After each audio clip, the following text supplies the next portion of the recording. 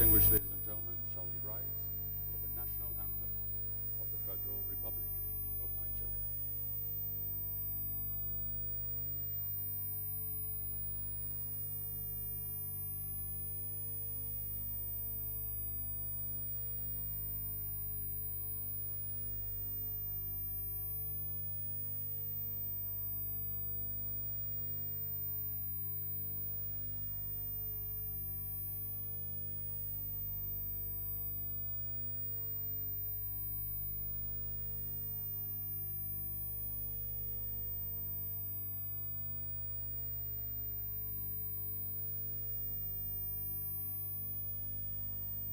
Arise, O compatriots, Nigeria's call obey, to serve our fatherland with love and strength and faith. The labor of our heroes past shall never be in vain. To serve with heart and might, one nation bound in freedom, peace and unity.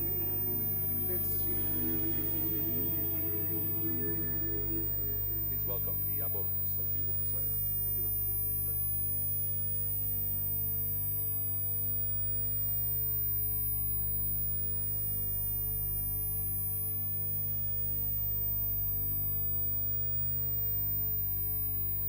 Let us pray. Our Father and God, we thank you because you are a great and a kind God. We thank you for your faithfulness.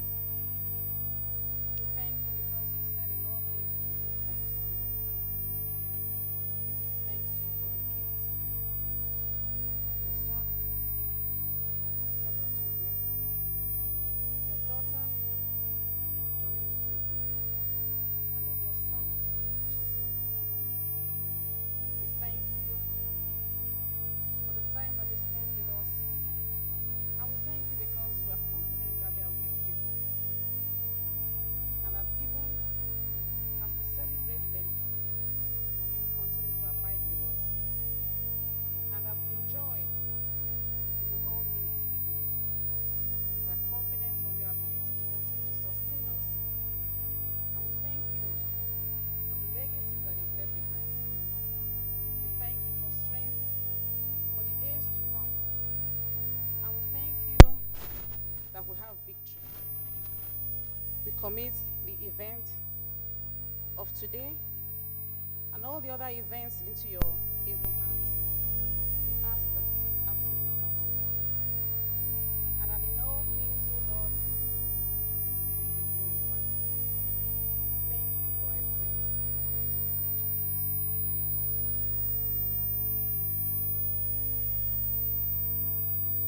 You may be seated.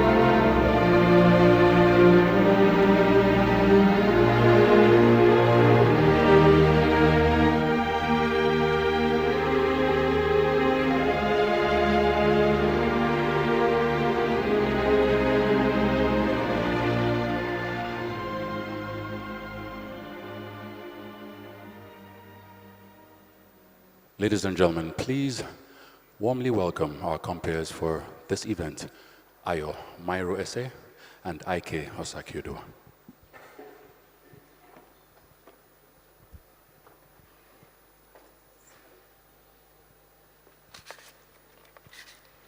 Good evening, distinguished ladies and gentlemen. We are pleased and humbled to have been selected as your hosts this evening for this very solemn occasion. Under normal circumstances in this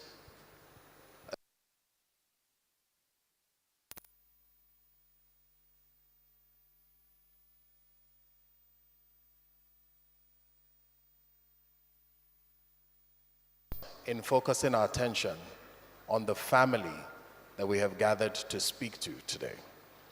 As much as there are many eminent people present, I apologize in advance. We will not be doing a list of name calling, though you are certainly worthy of acknowledgement.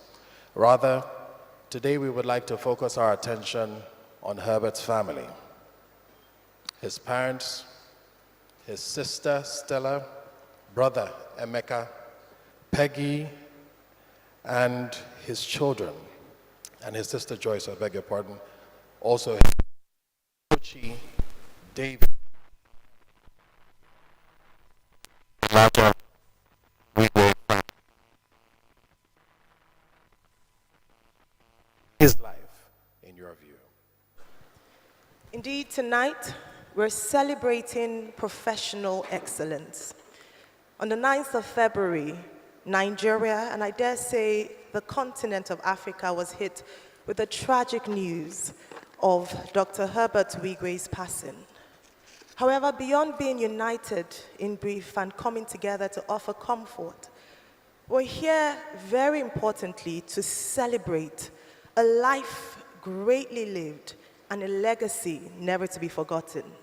Tonight, we come together here physically and also online for thousands who couldn't be here physically to celebrate a man who was an exemplary illustration of professional excellence. If I may speak directly to his family. I know you don't know many of the people in the room. Some of them you may not be familiar with at all. But I have suffered similar loss to yours in that when my mother passed, in a service similar to this one, people gathered from all over, people I hadn't seen in years, people I barely knew, and they spoke to who she was. It was in that meeting that I discovered my friends who stayed with us over the holiday were staying with us because they had run away from home. My mother sheltered them without telling me. School fees she had paid, I heard about from those people when they gathered here. And it did something for me personally. It made me want to be stronger, better, to live better. The reason all these distinguished people have gathered is to hopefully give you a similar charge, make you want to achieve more, to do more, to be better. So our prayer is that at the end of today, after you've heard all the stories, you will know just how phenomenal a person you have lived with, how phenomenal a man your father, your brother, your uncle, your son was. We celebrate the life of Herbert Wigwe. Indeed, before we bring up our first speaker this evening, I'd like to just remind us of the popular saying that it's not how long often we measure a man's life, but truly it is how well. And Dr. Herbert Wigwe is a man who typifies that in the complete sense of it. He lived. And we hope that as we tell the story of him from being a young visionary to being a banker, growing to become a philanthropist, and ultimately a nation builder, you'll be challenged, encouraged, and proud of the man who walked this earth and whose footprints would never be erased on footprints of other times. So we encourage you tonight, as the gentlemen and ladies come on stage to share their experiences and remember him fondly, that you also in your private moments remember the man that lived, and very importantly, the lives he touched, and the example he set for us here tonight. With that said, we would like to start by reading his citation. And to help us with that is no meager individual. Please join us and welcome the GMD CEO of Access Bank, Mr. Roosevelt Ugbona.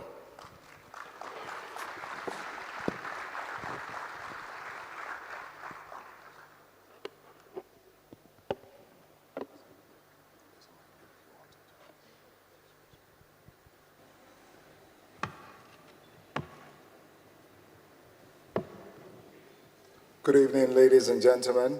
I have the distinguished honor of reading Herbert Wigwe's citation.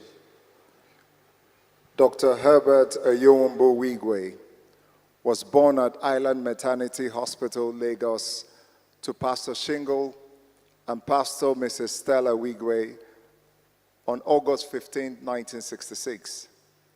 Herbert was their third child, coming after Osita and Chilo, and was followed by Emeka, Peggy, and Stella. During the Civil War, his family settled in various southeastern cities, including Calabar. It was at this time that Herbert learned the Efik language, which he spoke fluently, in addition to his native language, Ikwere. Herbert grew up in typical post-independence civil service household, imbibing traditional values of integrity, meritocracy, respect, and accountability, which typified and characterized Nigeria's public servants in the 1960s. Herbert commenced his primary education at Port Harcourt Primary School. He was admitted into Federal Government College, Sokoto in 1977, but after his first form, he transferred to Federal Government College, Warri, where he completed his secondary school education in 1982. As a young man, Herbert was mentored by his father's younger brother, Chief Henry Ikechukwu Wigwe, a successful entrepreneur. Herbert continually sought the approval of his father, a strict disciplinarian who prioritized education and ensured that his children went to the best schools an honest public servant could afford. Herbert's love for mathematics and his skill in numeracy were apparent even at an early age, prompting Emeka, his brother, to nickname him ACG, short for Accountant General. In 1983, Herbert was admitted to the University of Nigeria to study accountancy. He graduated with a second-class upper degree in 1987, maintaining his very strong academic track record. His outstanding academic capabilities did not come at the expense of other aspects of his life. For those who knew Herbert, he loved music, particularly Herbie Hancock, and his zest for the finer things were apparent to all of those who knew him. Upon graduation in 1987, Herbert joined the renowned accounting firm Coopers & Lybrand, working in Lagos as a graduate assistant while also studying to qualify as a chartered accountant. Following his qualification in 1989, he chose to pursue a career in banking, joining Capital Merchant Bank as a credit analyst, and post that, he joined Post Capital Bank. He was moved by his zest and quest for additional education, and Herbert continued that quest by applying and becoming a Chevening Scholar, taking him to the University of Wales, now known as Bangor University, a year after. Upon his return to Nigeria in 1991, Herbert joined Guaranty Trust Bank as a deputy manager in corporate banking. His potential stood out immediately and was very quickly noticed by Fola Adiola and Taya Adunroku, his bosses at the time. And this earned him respect of both his seniors and his peers. By 1989, Herbert was appointed as one of Nigeria's youngest executive director and became an integral part in the leadership of the team that ran Guaranty Trust Bank at the time. Whilst at GTB, he never stopped building his skills and abilities. He embarked on a journey to learn French. in the belief that it would be an advantage as he pursued relationships with multinational clients. It was therefore not a surprise that as an assistant general manager, he was able to sign on the coveted Totafina Elf account. This was just one of the several corporate relationships that Herbert was able to convert at the time working in GT. He also led several loan syndication transactions that were landmark at the time. And this he did working with the likes of IFC, the FMO, and other international financial and developmental agencies. He established enduring relationships with successive leaders of multilateral institutions such as the Afrexim, the AFDB, and became their key partner for realizing their continental ambitions. His voracious appetite for learning also led him to acquire a bachelor's degree, even though at old age, in law, and a master's degree in financial economics from the University of London. Herbert's friendship with Aigboje Agimokwede commenced at Guarantee Trust. They became kindred spirits, even as their careers followed similar trajectories. They shared a deep and close friendship, built on mutual trust, which blossomed into a lifelong business partnership. In 2001, Herbert and I teamed up in an audacious move to buy their own bank, a story which has become a reference point for many young Africans across the continent. Following their successful acquisition of Access Bank, Herbert was appointed Deputy Managing Director. And over the next 11 years, the duo, as they are fondly called, worked seamlessly together, transforming the nondescript 4th Division Bank into one of Nigeria's finest and the top 5 bank in that period. Upon Aigboje's retirement in 2013, Herbert mounted the saddle as the GMD CEO of the bank.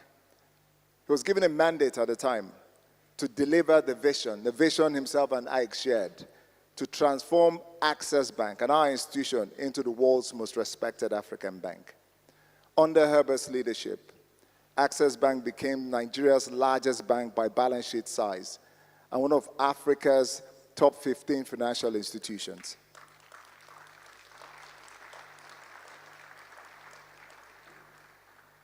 Under his leadership, Access Bank experienced tremendous geographic expansion, getting into markets like France, the United Emirates, the United Arab Emirates, China, including our most recent approval for our subsidiary in Hong Kong. This international expansion strategy was supported by a bold inorganic growth strategy to solidify the institution's Pan-African footprint. Herbert also shepherded the Access Bank's award-winning merger with Diamond Bank. Post the merger, the institution became the largest retail bank in our market.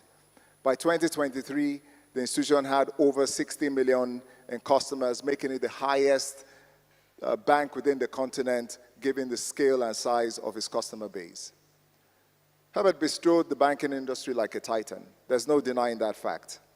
So much so that he was named Africa Banker of the Year 2 consecutive years in 2021, 2020, and 2021. I think he deserves to be acknowledged for that.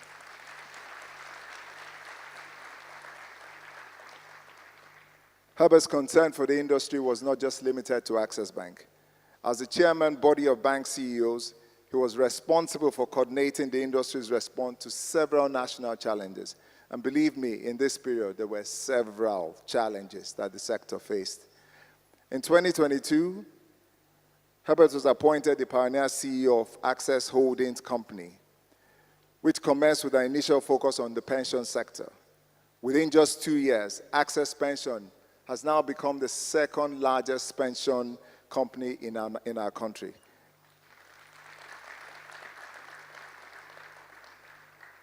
Herbert was a true philanthropist. He maintains the bank's corporate citizenship status with a focus on the earth, healthcare, and education, with a passion and commitment that made a national impact through programs and interventions that include the Lagos Access Bank City Marathon, ArtX Lagos, and the UNICEF Access Bank partnership that was targeted at improving the quality of education to thousands of poor and vulnerable children across Nigeria. as well as South Africa, if I might add.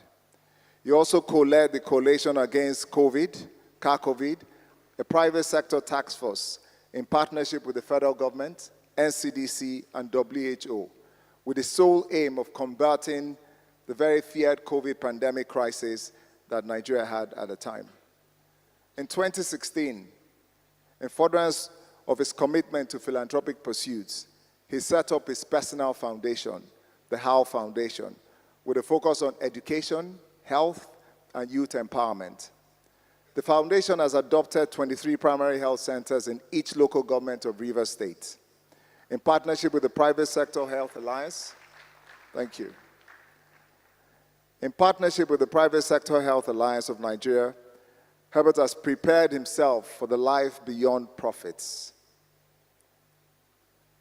Licensed in 2023 by the Nigerian University Commission, Herbert's dream of establishing the Wigwe University was born. The university was set up with an aim to building a fearless generation of world-class university graduates who would excel as entrepreneurs, leaders, and innovators. His vision was that there's no reason why the continent should be left behind because we just had a poor educational system. He was willing to put his money where his mouth is. Herbert got married to his heartthrob, Chizoba Dorin Wigwe, in Lagos in November 1995. He used to refer to her as the most beautiful. And so she certainly is, and I believe was. They were blessed with wonderful children. The first child, Cheesy, a spitting image of Herbert, while Tochi, his second child, is Chizoba's carbon copy. A graduate of Georgetown University, Cheesy was, and he followed his father's footsteps with a career in finance as an employee of AFC. Tochi, with degrees from NYU and Imperial College London, has also commenced a career in banking. However, Herbert and Chizoba, for their love of kids, were not done yet with child rearing. After a 10-year break, they added David, Anna, and their last child, Okachi, to the Wigwe clan. Herbert demonstrated extraordinary dedication to family, never failing to prioritize their needs and desires. From the earliest stages of each child's life, he was there to witness every milestone, offering guidance, support, and encouragement along the way. Despite the demands of his ever-expanding commitments, he never hesitated to set out precious time for his wife, children, and his larger family. His commitment to young people extended well beyond his nuclear family. Herbert had a vision to adopt 1 million children. I think at the last count, he started with 30,000. And he always teased me to say, someday, we'll have a nation where everybody is a Wigwe.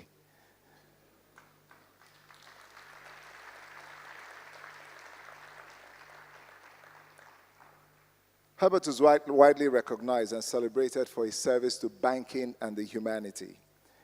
In 2023, President Mohamed Buhari honored him with the National Award of Commander of the Federal Republic, an award he truly deserved. The same year, the Rivers State government also honored him with Rivers Gold Star Service Award.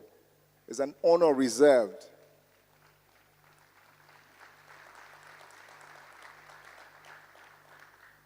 It's an honor reserved for an indigene of the state who has excelled in his or her field of endeavor. And Herbert was a true shining star and a great representation of not only the Wigwe family, the Isiokpo community, the Kwere local government, Rivers State, Nigeria, and of the black race, if I must add.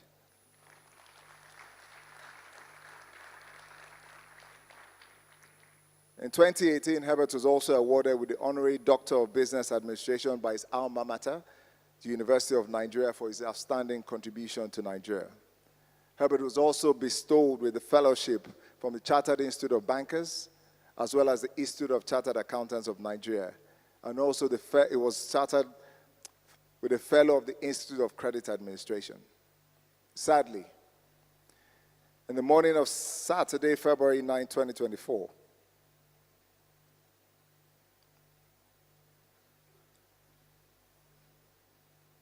Herbert, along his wife, Chizoba.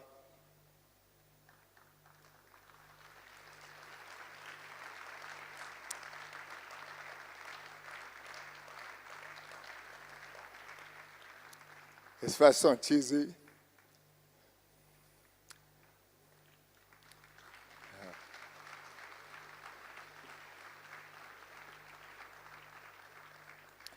And 3 others were involved in a helicopter accident in California, USA. Herbert and his wife have survived.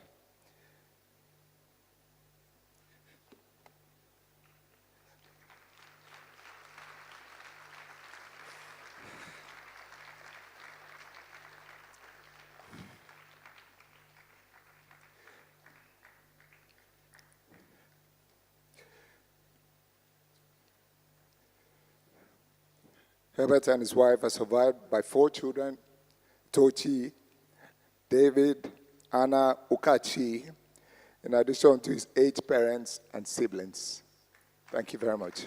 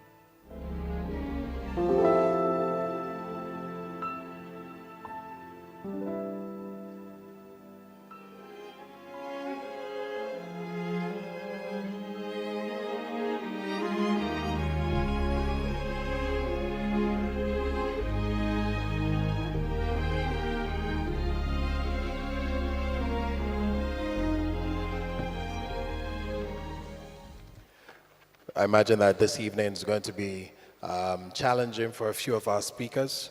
We encourage everyone to encourage them as they come up here to speak. It is quite a loss to our nation. You see, Herbert Wigwe wasn't just a man. He was more than just the jobs he worked and the things that he did. Herbert Wigwe was the embodiment of values and ideas that as a nation, though we face challenges, though things come against us, though we don't come from the backgrounds that we want, we may not live in the neighborhoods that we aspire to, as a nation, we can remain unbowed, unbent, unbroken. We don't have to stop because we were told to. We can still achieve the things that we aspire to. And so today we're going to take our time to celebrate his life, not just at the tail end of it with all the great achievements, but we want to go right from the beginning, from his early days as a young man, and just contextualize the stages of his life till we come to the point that we sent him on. Ladies and gentlemen, that's what tonight is about, celebrating the life of Herbert Wigwe. Now, as Roosevelt read his citation, one couldn't but wonder and imagine what a man, what an extraordinary man. I'm sure that the brief, if I dare so, citation he read out hasn't captured fully the essence and achievements of Herbert Wigwe. But how can you capture the life of such a man? However, there's something that he used to say when he was here with us. He would say, excellence or nothing. And so tonight, we are determined to celebrate him excellently or nothing. And so join us as we go through his different parts and chapters of this great man. The first chapter we're going to be opening tonight is young Herbert. It's almost difficult to imagine him as a young man because it seems like he was born with great dreams, conquering and just excelling. However, let's take a look at his life as a young man. And to do this for us, we'll have from his alma mater, his secondary school, Federal Government College, Warri, a representative in the person of Henrietta Ugbo. A round of applause, please, as she comes forward.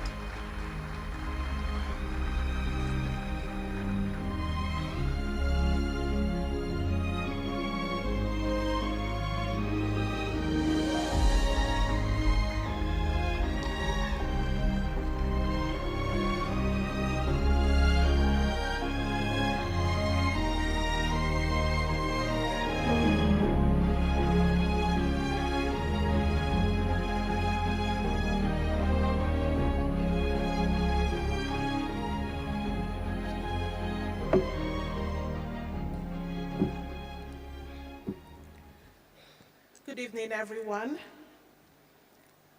I beg to stand on existing protocol. My name is Henrietta Ugbo, and I'm standing here as the chairperson of Federal Government College, Warri, Old Students Association, class set of 82. Herbert was our classmate. I still can't believe that I'm standing here to give a tribute to Herbert. He's our late brother, a friend.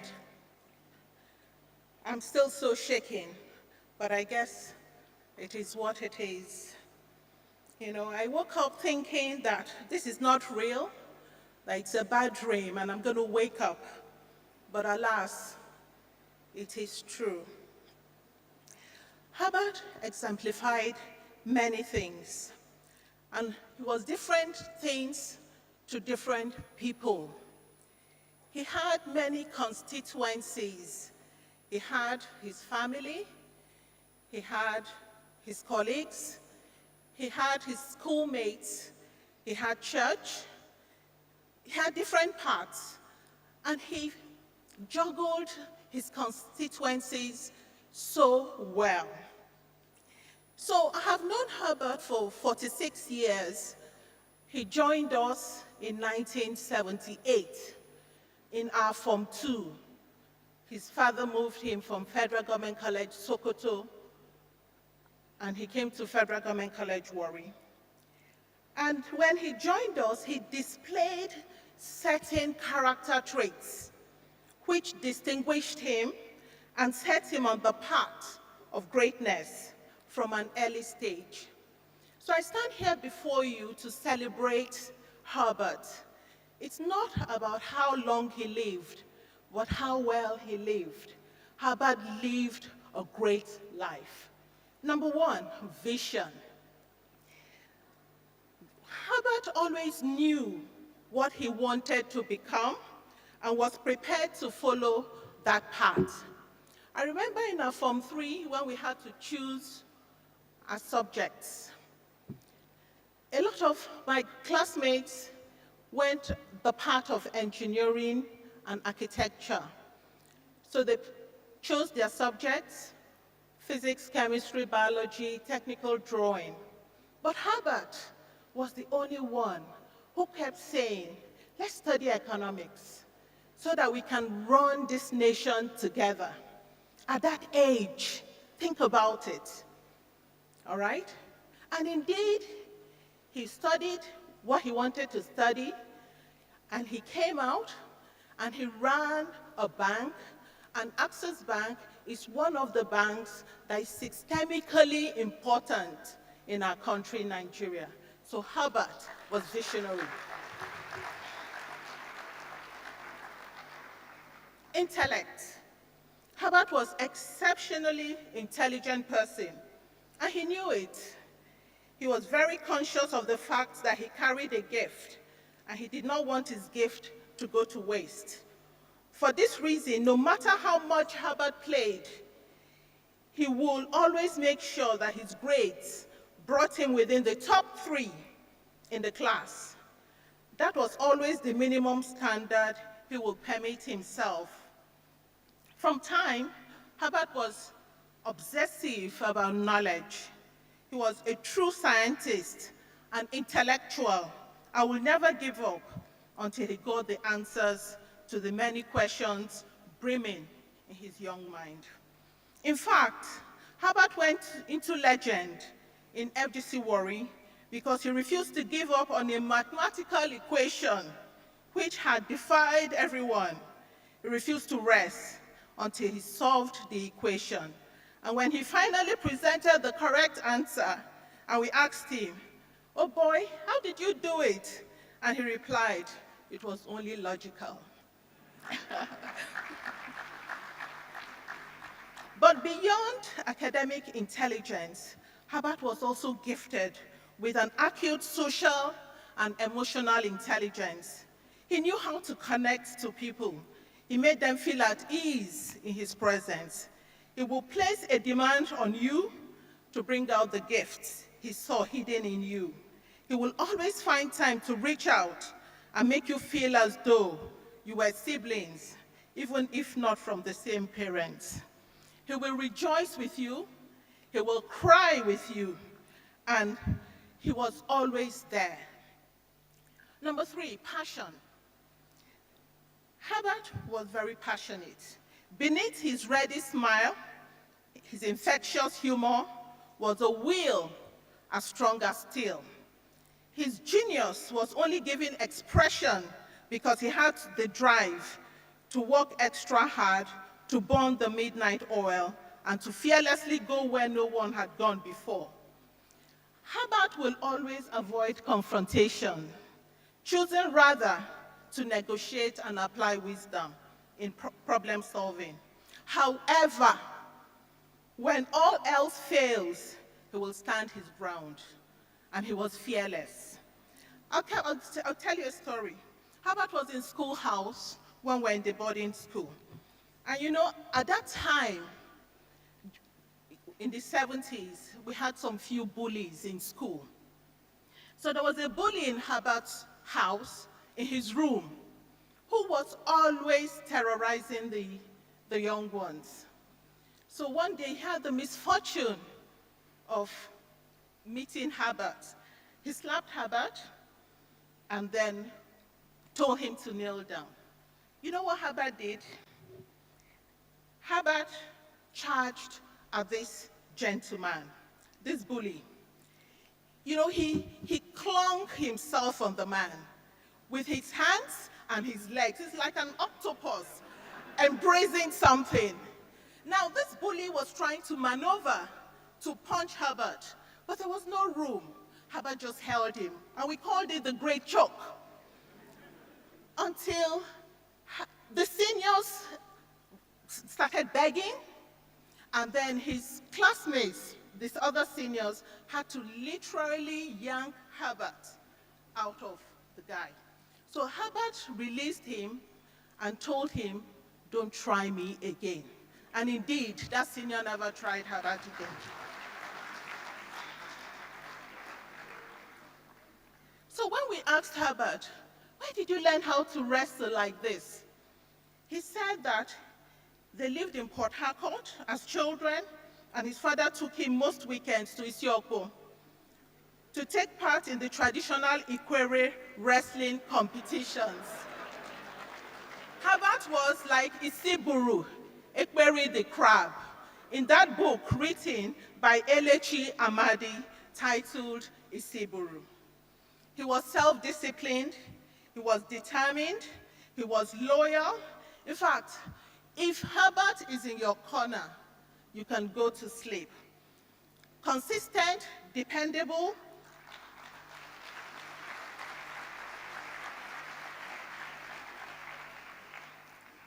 When we were in class 3, we lost a classmate. And back then, back in the day, there was really no counseling for young people when there's bereavement of that kind. And this guy was Herbert's best friend. There were 3 of them, Herbert and these 2 gentlemen. Samuel died, and we never had closure. You won't believe that over 40 years later, Herbert being a CEO of one of the largest banks in Nigeria, Herbert and the second friend contacted his late friend's sisters and wanted to know where the grave of their friend was, because they wanted to go and pay their respects that they could not pay when we were young and in school. It's amazing. In 2018, our class members association was formed, and we reached out to every member who passed through that school. When Herbert heard, because we're kind of giving him a bit of space at that time because we knew he was busy, but as soon as he heard that we had that group, you know, he said to some of my classmates, who is the head? And they told him. And he called me up. Henrietta, this is my right. I want to be in that group. And he became part of that group. And I tell you, he wasn't contributing by posting on that group, but Herbert read everything we wrote on that WhatsApp group. Because occasionally he will call me, Henrietta, what was that thing they were talking about? You know, how do we help this person? He was close to our group.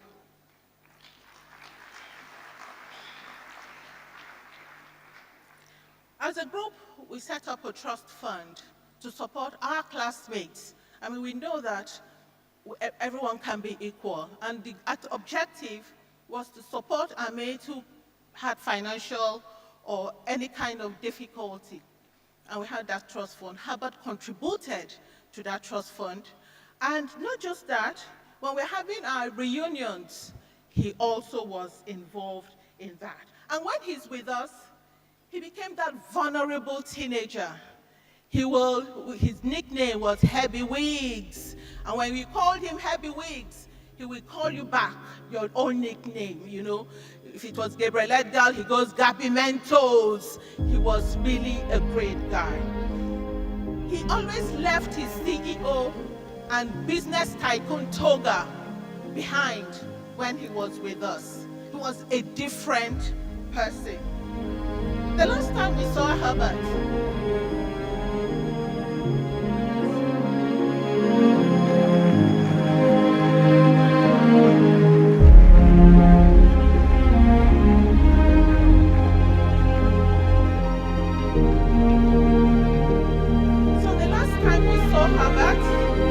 was during our reunion. He came July 2023. We're at Landmark Event Center. And as soon as he came, everyone ran towards Herbert. And we were all so joyful to see him. Unfortunately, that was the last we saw Herbert. But I spoke to him January 2024, where he was talking about his project of the Wigwe University. He was purposeful, he was determined, ready to conquer the world. He was smart, he was tough, he was funny, he was hardworking, he was humble. He was a great father, a great husband, a great partner. And I pray that the Lord Almighty will rest his soul. I pray that his soul and that of his wife His son will rest in perfect peace. And I pray that his family left behind, that the Lord Almighty will comfort you. Amen. And I pray that my class set, that the Lord will comfort all of us. Thank you very much.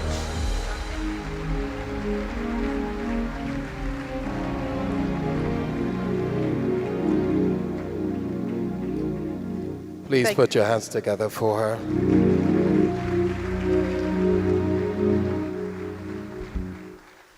Thank you very much. Class rep, class of 82, Federal Government College, Warri, Henrietta Ubo, just taking us down memory lane and just sharing with us some moments from his life as a schoolboy and also a teenager. But a number of adjectives and descriptions there, and the important thing is that they still ring true to the man that Herbert grew to become: loyal, dependent, fearless, consistent, a brilliant mind with big dreams. And he wasn't afraid to dare anything that dared him.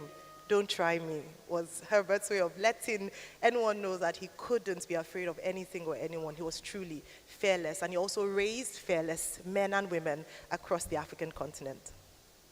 Tonight is going to be tasking for our speakers, especially those of you who knew him well, to come up and speak in an abridged manner about such a phenomenal life that has been lived. But we're going to ask that you please do all that you can within your power to keep your speeches within 2 minutes. Reason being is we have quite a number of speakers that we would like to get to. We would like the family to benefit from the varied and multiple ways in which he expressed himself in the corporate world.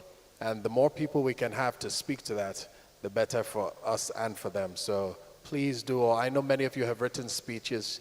You would probably need to look through the headlines of those speeches and keep to probably bullet points. We appreciate you as you do this.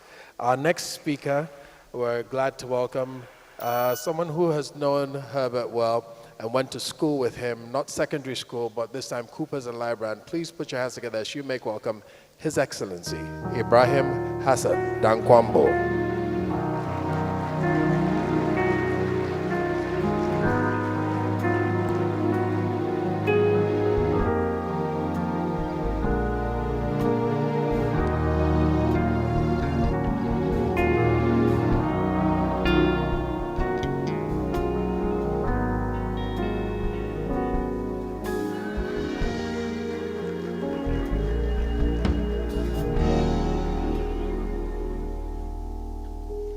Your Excellencies, my dear brothers and sisters, Inna lillahi wa inna ilayhi raji'un.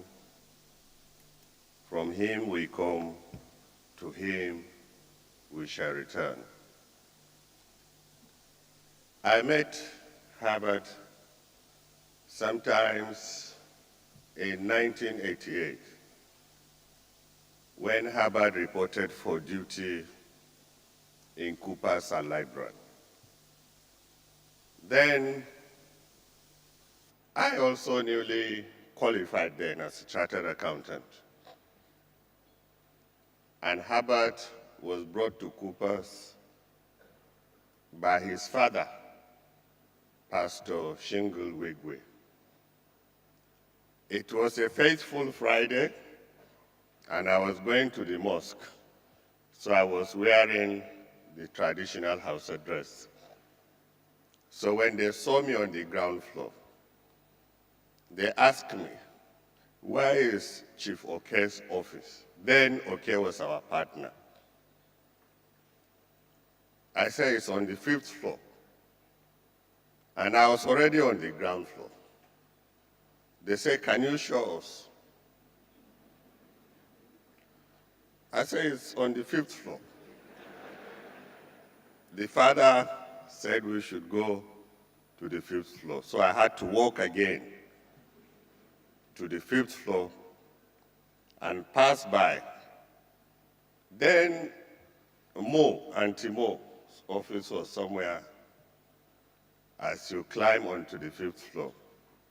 And I showed them the office. So they entered the office, and I went to the mosque and came back.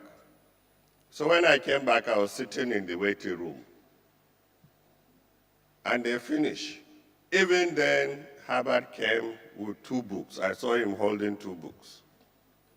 One was GMAT, and one was question and answers in financial accounting. So I said, what are you doing with this kind of books? Herbert said he thought he's coming for a written exam. That means Herbert must have prepared and was still holding those books for revision. When they finished and they were going, Pastor Shingle now called me and said, this guy is your brother. Hold him. So he gave me Herbert as my brother, as a friend. And since then, till that faithful day that Herbert died, we have been together. So from that day, Herbert, I knew him as a very, very hardworking guy. He said he wants to qualify within this first year. I said, but you are doing just your NYSC now. He said, no, he wants to attend the exam. Herbert was enrolled, and first sitting, Herbert passed ICANN exam.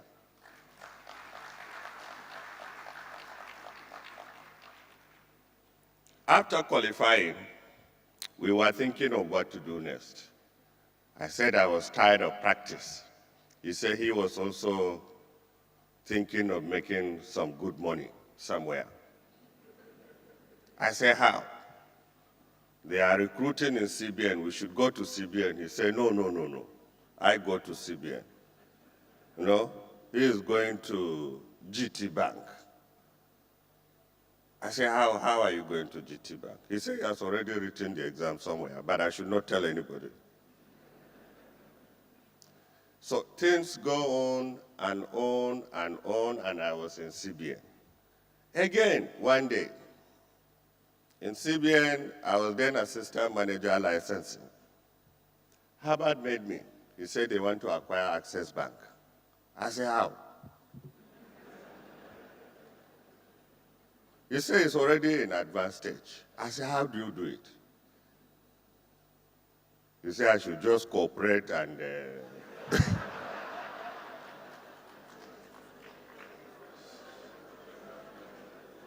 So things go on and on and on.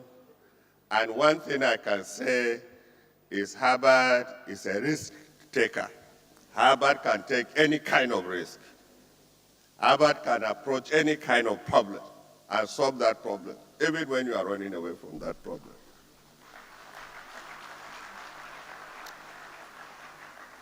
Herbert and I acquired this bank, took it from nothing to where this bank is today. After making it one of the biggest banks in Nigeria, expanded the bank and make it a very dependable bank, not only in Nigeria or around Africa, but all over the world. May his gentle soul rest in peace.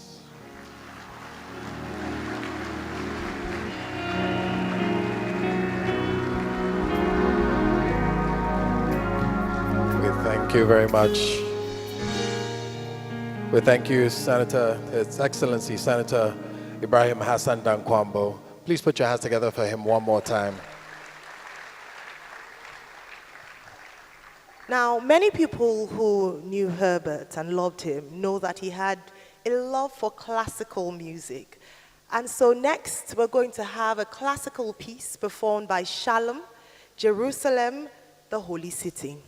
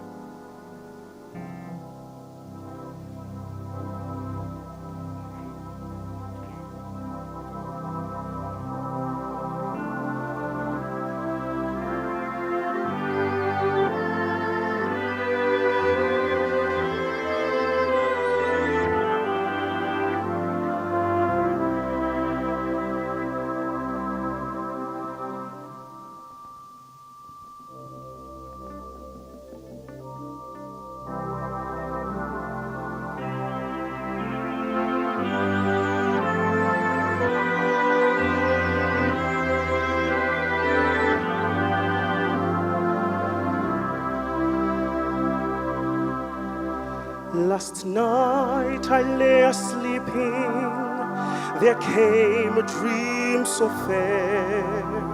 I stood in the old Jerusalem, beside the temple there.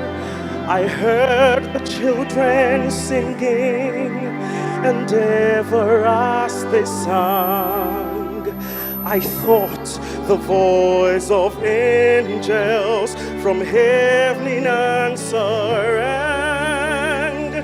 I thought the voice of angels from heaven in answer rang.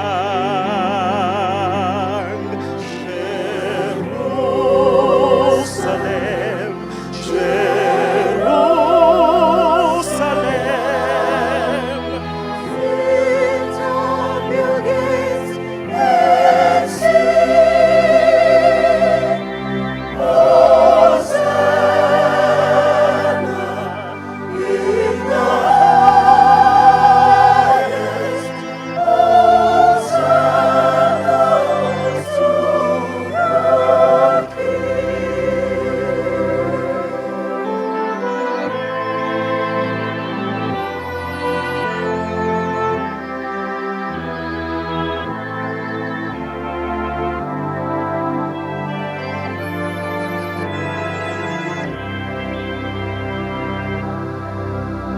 And then I thought my dream was changed. The streets no longer rang. Hushed were the glad hosannas, the little children sang. The morn grew dark with mystery. The morn was cold and chill, as the shadow of a cross arose upon a lonely hill, as the shadow of a cross arose upon a lonely hill.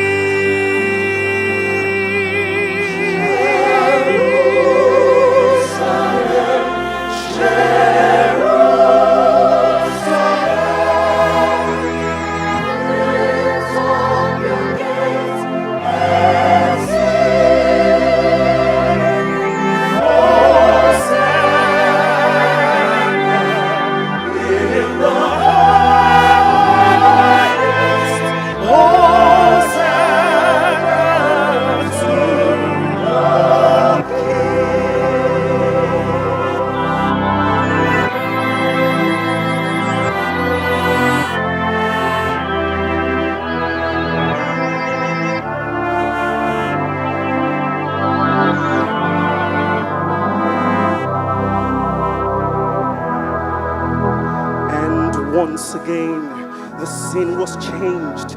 New earth there seemed to be.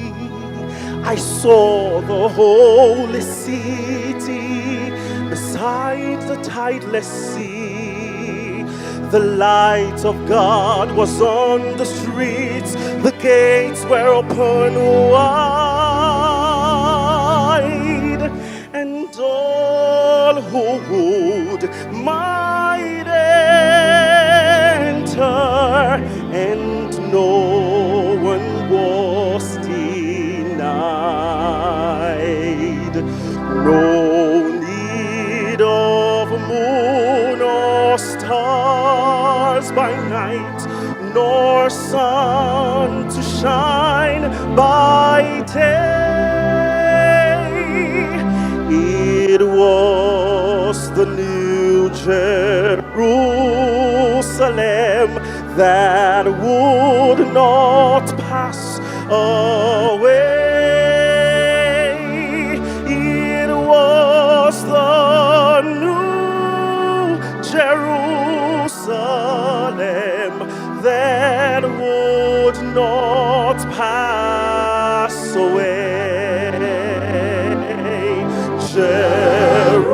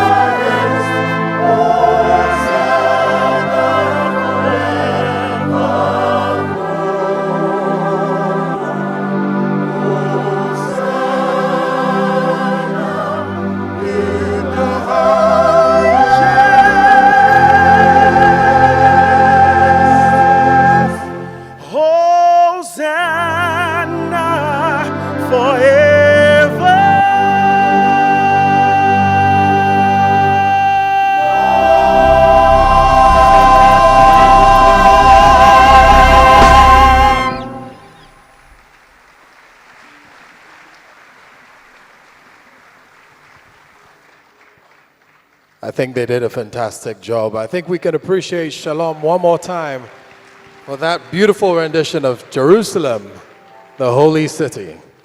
There's still talks about the, I would say fact, but I stand to be corrected, that it takes the higher and finer amongst us to appreciate classical music, and Herbert was definitely someone who appreciated classical music.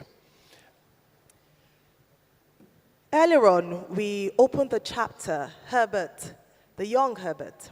It's time to open the chapter of Herbert, the banker. We have heard the stories of how he's etched his name on the histories of time when it comes to banking in Nigeria and on the African continent. We heard the story earlier on of how he, alongside his close friend and now brother Ike, took the audacious step to acquire Access Bank in 2001, at the time a 4th division bank, and growing it to be top 5 in terms of the best bank in Nigeria and top 15 on the African continent. Over the years, he has made his mark in the banking industry in Nigeria, and tonight we want to take time out to celebrate Herbert, the banker. And as we do that, although many people around the country know him for his work with Access, the truth is many banking stories and the stories of many banks could not be written today without mentioning the name Herbert Wigwe. And to help us bring that more to light, we'd like to welcome someone whose path crossed with his, somewhere in the midst of her 24 illustrious years of work with GT Bank. Please put your hands together as you make welcome Kathy Echeozo.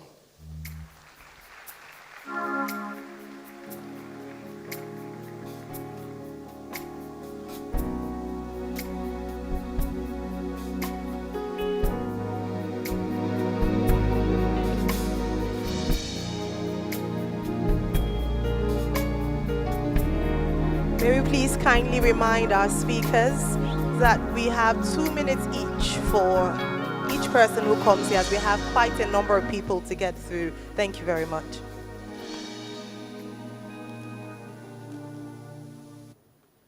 Thank you. Good evening, friends and family of the Wigways. I've known Herbert since the early 1990s. We are part of that initial squad that resumed at Guaranty Trust Bank in the early 90s. We called him Herbie D. We pounded the streets searching for business and spent long days and nights learning, strategizing, and driving the business. In those days, one needed to have intellect, energy, and integrity to survive more than a few weeks at Guaranty Trust. If any one of the three was missing, almost certainly it will indeed be a very brief stay at the Plaza head office. Herbie D spent over 10 years and had a brilliant career at Guaranty Trust, rising to the unique and top level of the first directors selected by the founders of the bank, Fola and Tayo, to take the institution to the next level. Herbie D earned his spot because he was a bold and hardworking achiever in the bank. I recall some memorable moves. One Monday, when we resumed work after a long weekend, Herbie D casually announced on the Plaza shop floor that he had spent the break in India. He got information and pursued a defaulting borrower of his all the way to India, tracking him through some narrow alleyways in the town where the customer was until he found him. Don't hold your breath for scene 2 of the drama. It suffices to state that Herbie D was confident and bold. Herbie D was never invited to face Uncle T at the dreaded CAC meetings where delinquent loans were discussed, all because he was diligent in lending and self-driven to collect whatever he loaned. One significant contribution of Herbert to the success of GT Bank were his customer sign-ons. The first sign-on of a major oil and gas multinational in the bank was by Herbert. In the 1990s, GT Bank was a modest new generation bank. To attempt to onboard a multinational oil-producing company was audacious. Herbert D got to work. He closely marked the local treasury team of the corporation, made great friends with them, often using his personal resources to bond over Friday night drinks. He reached the head office team where the approval would come from. He tenuously presented the services and products I had for them and arranged management meetings until they completed and sent in those account opening forms. Herbert was an AGM at the time and got the trophy for making it happen from his sheer tenacity and boldness. The competitive banking environment sometimes led to tension between marketing officers in their quest to onboard accounts. When Herbert and I worked together in the corporate bank business of the bank, there were 3 corporate bank groups, each facing a different market segment. Herbert always stayed in his lane and ran fast and boldly to onboard the businesses in his segment. He played fair. Not once did he squabble with other relationship managers over who should market a customer. Smartly, he used his energy to drive his business, not to play games or internal politics. He would sometimes stop by my office to discuss MPR, especially when the numbers were not looking good for the month. He would say, the cards, meaning me, and when he never complete, so when the bank's MD and DMD merged all 3 corporate bank groups into one, it wasn't a surprise that Herbert was appointed head of the corporate bank group, a critical group in the bank. In line with audacious personality, in 2002, he moved on at the peak of his promising career at GT Bank to become a co-founder at Access Bank. Beyond working closely together at GT Bank, continue to collaborate in the industry. Most recently, with both Access and GT becoming holding companies. Last year, I reached Herbert to discuss developing issues in the non-banking financial sector. I needed urgent, high-level intervention. It's incomprehensible I can no longer call him or text him. Totally surreal. I'm personally so proud of the world-class university Herbert is developing in Isiokpo, Port Harcourt, Rivers State, Nigeria. I expressed my pride about the project in a conversation with a good friend of mine just this past January. I said it was his legacy, just as many renowned institutions and the legacy of founders like Stanford, Harvard, Carnegie Mellon, and so on. I wish that we would all establish our own legacies according to our capacities and God-given talents. Dear friends and family of Herbert Wigwe and everybody, let us not try to understand this catastrophe. We can't. Let us deepen our prayer lives. Let us pray for their souls. Let us pray for the 2 mummies and daddy they left behind, their children, their siblings, and other family and friends. Let us mourn. Let us pray for all who mourn. Let us pray for ourselves. Let us pray for our various communities and our country. This will give us relief, strength, and a better tomorrow. May God have mercy, as indeed He's a God of mercy. Thank you.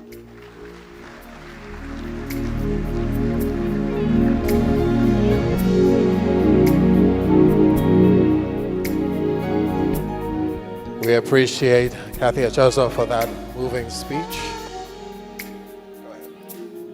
Thank you very much, Cassie. Herbert, having returned from his Chevening Scholarship in the UK, came back to be Deputy Manager, Corporate Banking Division at GT Bank. And so you would understand just the deep memories and times shared with him at his time at the bank. The next person we're inviting on stage is a man who shares some similarities with Herbert. One is that they both worked at GT Bank. The other is that individually, they rose to become CEO of their banks, GT Bank and Access Bank respectively. In addition to that, they also rose to becoming the CEO of the holding company when the banks became holdcos. And so at this point, I'd like to invite on stage to speak a few words about his memories and his time with Herbert is Segun Agbaje, Group Chief Executive Officer, GT Holdings.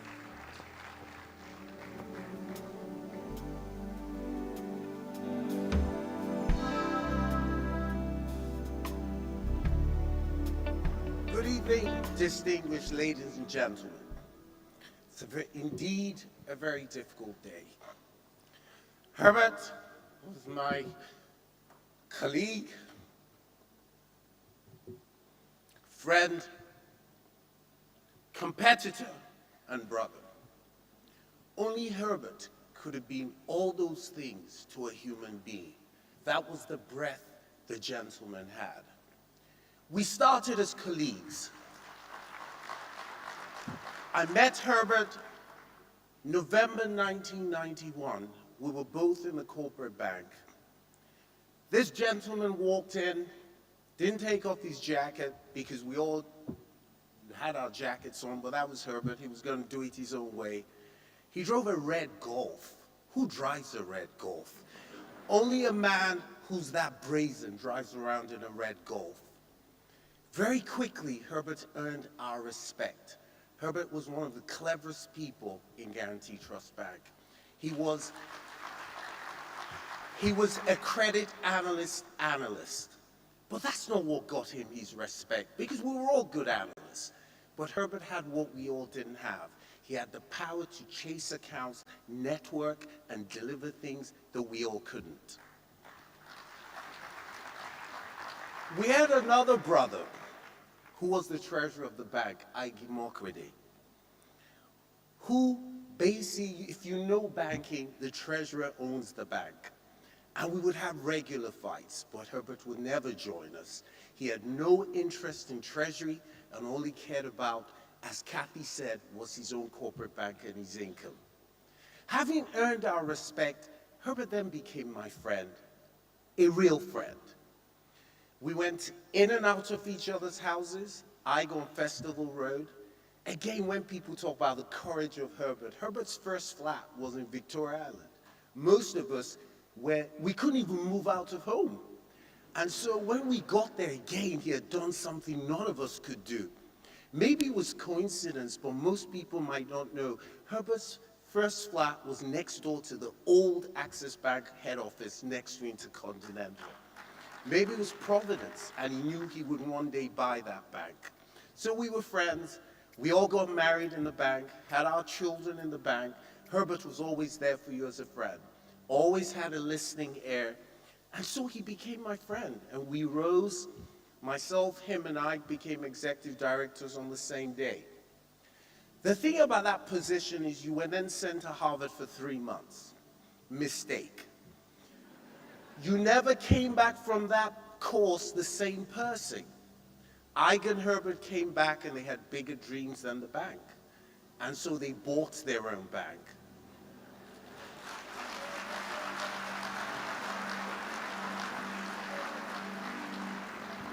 Thankfully, one of us stayed, maybe the cowardly one. And so I stayed behind. And in the years when they built Access Bank, if you know us well, we compete. And so we became very fierce competitors. They decided they were going to build the best bank, and I decided that we're not going to build a better bank than I ran. And so we fought furiously, but never poorly or never badly. And then as we all matured, Herbert became my brother, a real brother. Herbert always had time. He would always make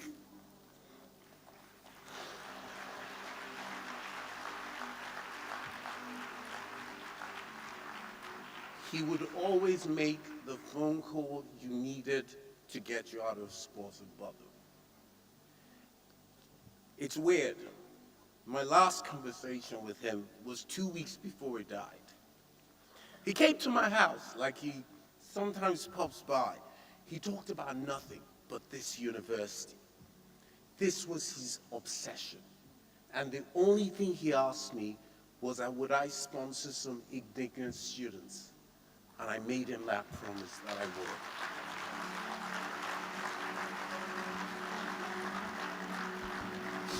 I have but one little comfort, by the way, when I think of Herbert, is that Herbert packed into 57 years what most exceptional people will never pack into 2 lifetimes.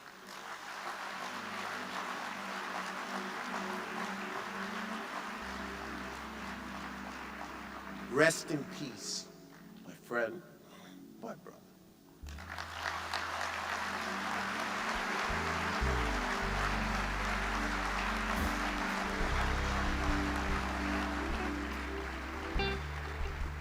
Thank you very much, Mr. Segun Agbaje. We hear that Herbert and Segun had nicknames for each other. They both called each other Koshebinu, and loosely translating to doesn't get offended or doesn't get angry. So they shared quite a deep relationship. So thank you for paying tribute to your colleague and also friend. You could hear the admiration that he had for Herbert, and it was a mutual admiration that Herbert had for him.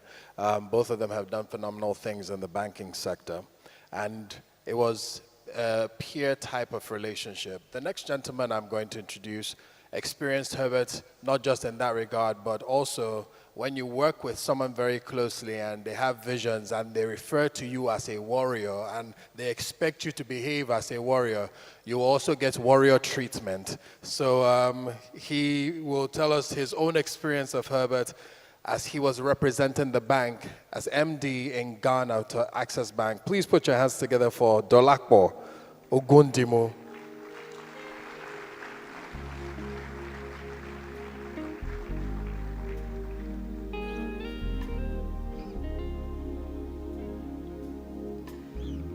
Again, a gentle reminder for all our speakers to kindly keep to the 2-minute allocated time so that we're able to hear from as many people as possible. Thank you very much.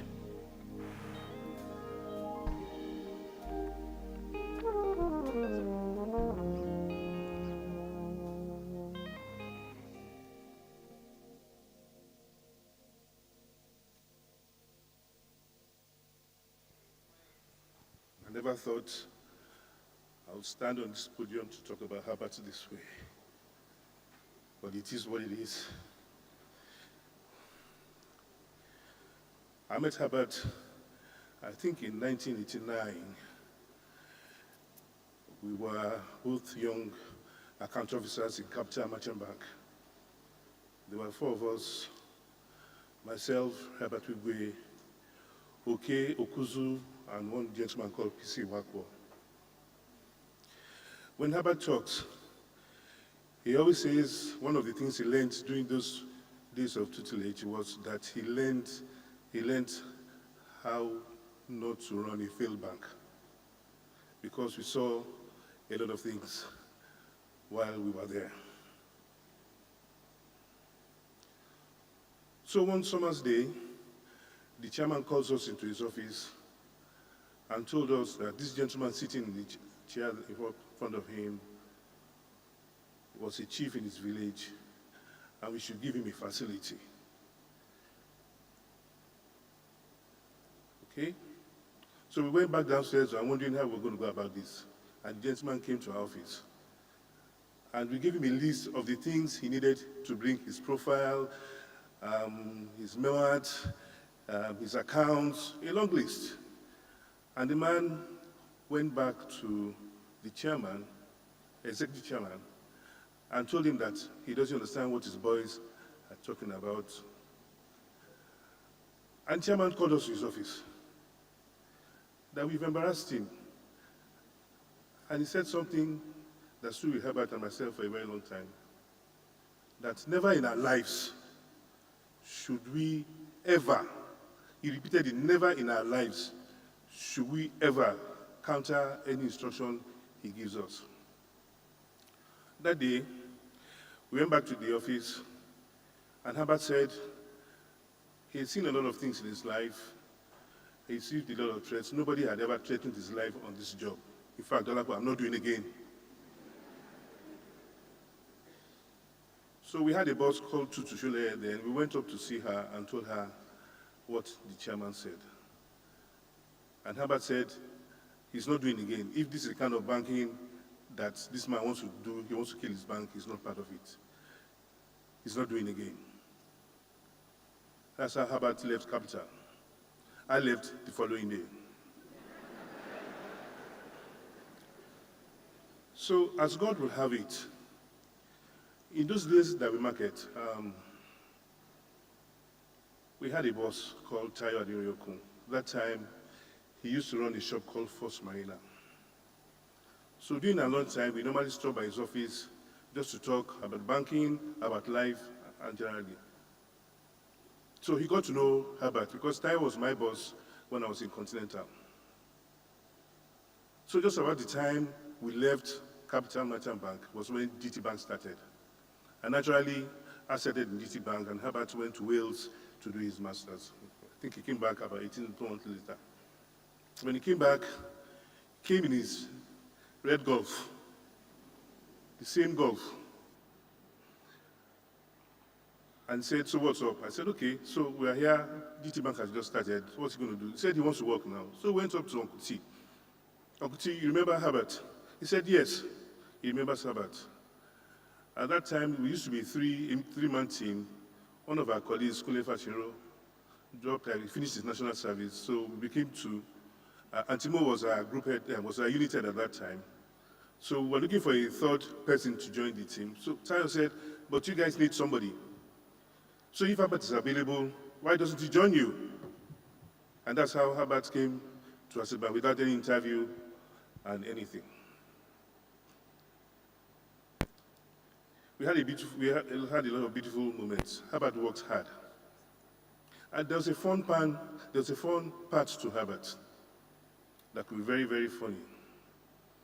I remember those days, our managing directors were using Honda Accords, both the managing director and the deputy managing director. Then I bought this black Honda.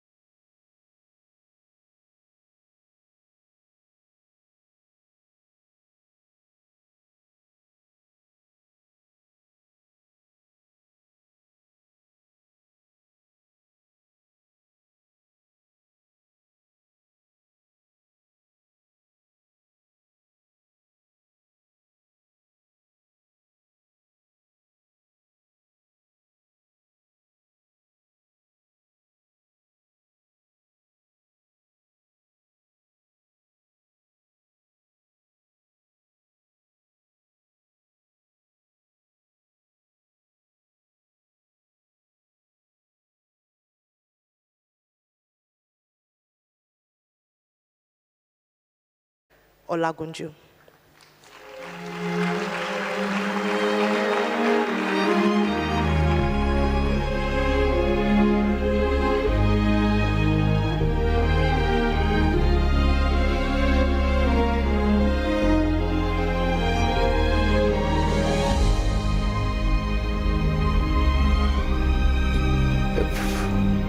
If Dr. Olagunju is not ready, I will move on to our very next speaker. I'd like to welcome from Access Bank UK, Mr. Jamie Simmons.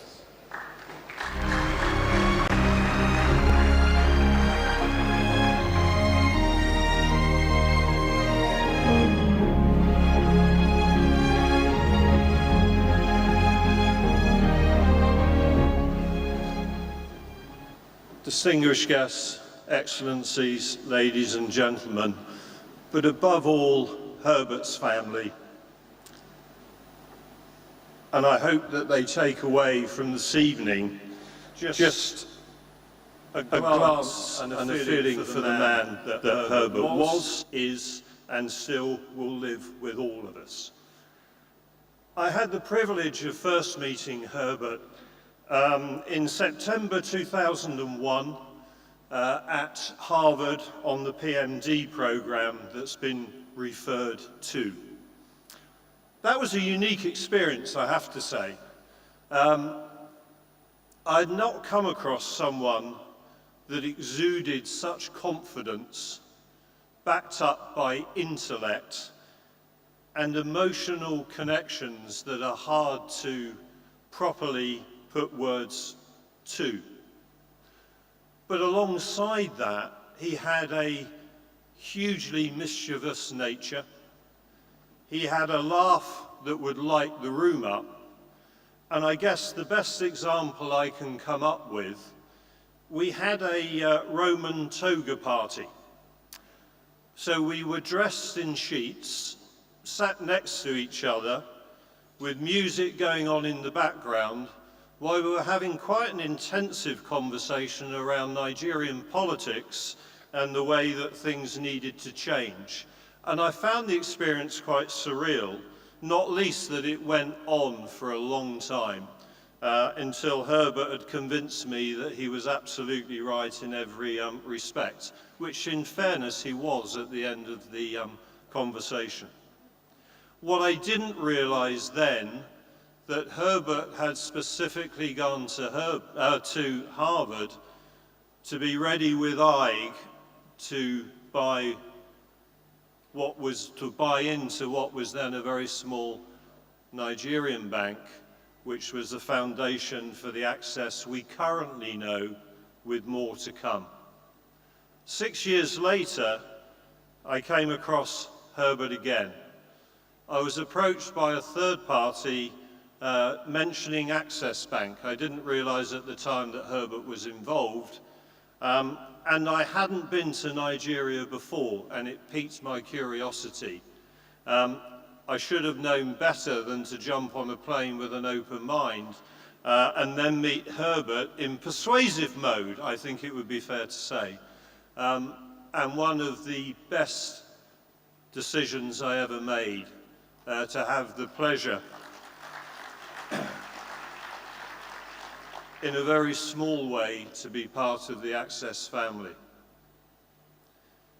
Herbert and I were committed to making sure that we blazed a trail when it came to the UK. We still hold the record of being the quickest authorised bank that has ever happened in the UK, and that was down to Herbert's leadership. As we stand here now, we have grieving families within Access in the UK, in Dubai, in Hong Kong, in France, and in Malta. And it speaks to the man that Herbert is, that everybody feels his loss deeply, acutely, and it will never fully leave us. It's the impact that Herbert had on all of us in different ways. Dolapo mentioned the role that we have as Access warriors.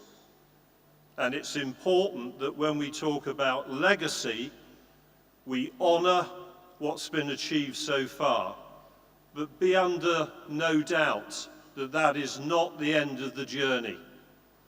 We were fortunate to have Herbert amongst us professionally. We will never have the attributes that he has, but we have the benefit of working alongside him for a prolonged period of time. We have the benefit of knowing the vision that he had for Access.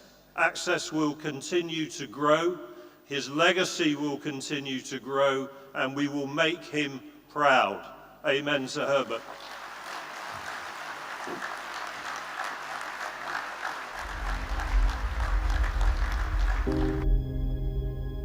Thank you very much, Mr. Jamie Simmons. The beauty of having someone like Herbert at the helm of affairs in any establishment is that he was, as much as he was a gentleman, he was ferocious about enforcing values. So whether it's Ghana, whether it's the UK, whether it's Nigeria, all Access is full of warriors who make things happen and have achieved many, many, many firsts. So we appreciate once more, Mr. Jamie Simmons. Thank you so much for bringing us up to speed with all the great achievements that have happened in Access Bank UK. Truly, IK, Access Nation is trans-border. No borders as we extend beyond just Nigeria and the African continent, but as we've heard, to the Asian market and also the European market and beyond.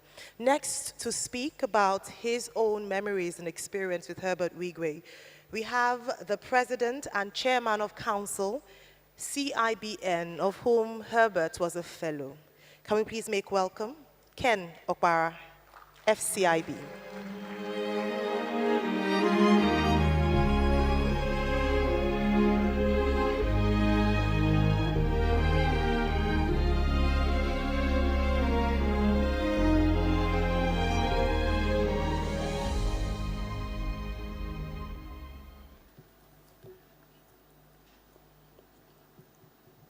Very good evening, distinguished ladies and gentlemen.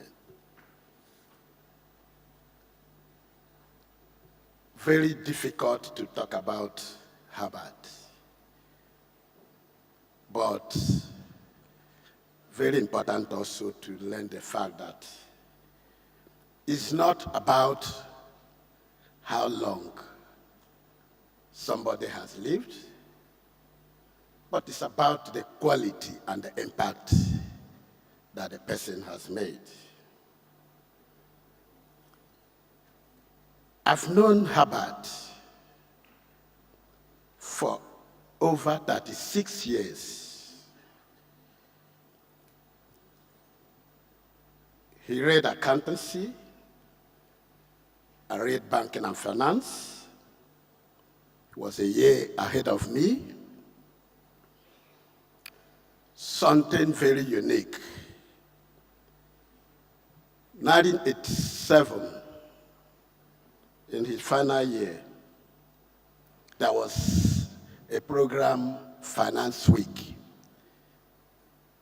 And we had a guest speaker that spoke. A lot of people applauded the speaker. At the end of it, Herbert called him. Great guy, but you weren't looking up. As a leader, you must look at the face of people. You must be courageous. You must exude confidence. You need, as much as possible, to imbibe that character. And so that's about Herbert, speaking it the way it is,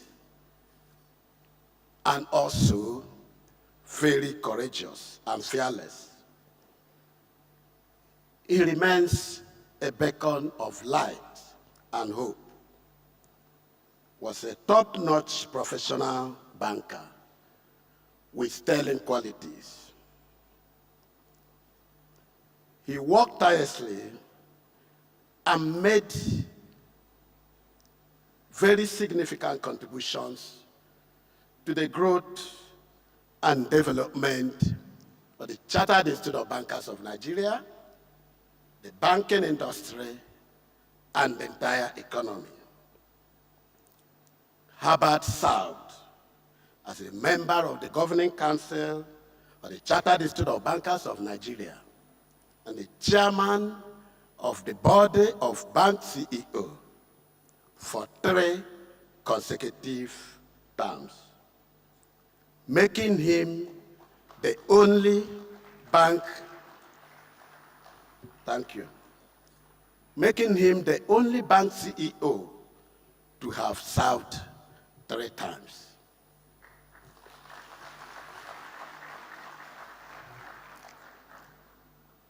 Herbert was an advocate of change. In his capacity as the chairman of the Body of Bank CEO, we cannot forget in a hurry his pivotal role in galvanizing the industry to provide succor for Nigerians during the COVID, where he led the industry to donate a total of 8.6 billion to support Nigerians during that COVID era.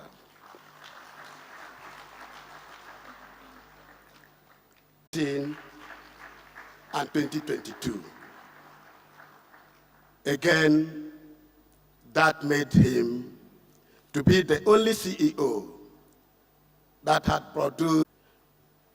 Herbert, with his ingenuity, brought innovative dimension, the hosting of the 14th Annual Banking and Finance Conference, where he served as the chairman of the consultative committee. It's on record that he attracted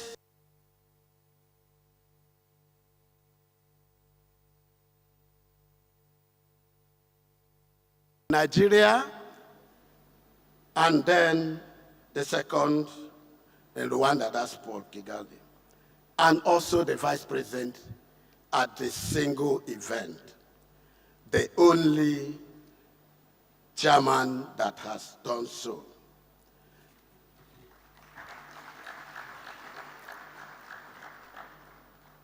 The conference produced a total of over 10,000 participants and had the largest gathering, which has maintained the standard that other chairmen continue to do.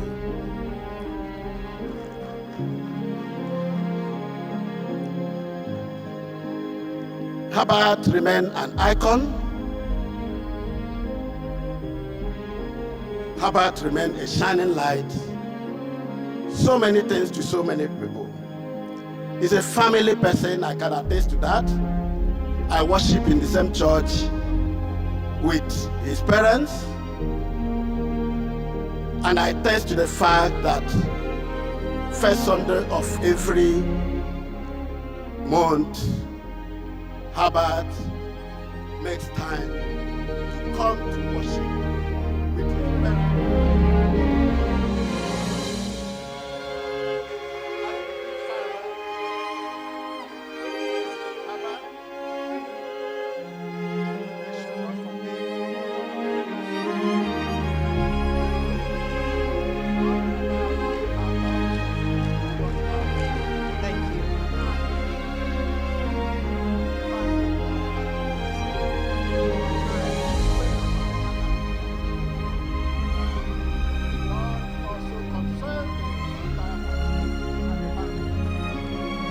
Thank you so much, sir. Thank you.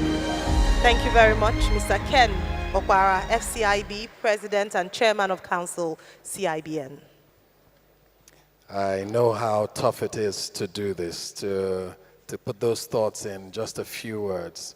And we apologize for having to rush some of our speakers. It's just so that we can get through the night and get to all our speakers.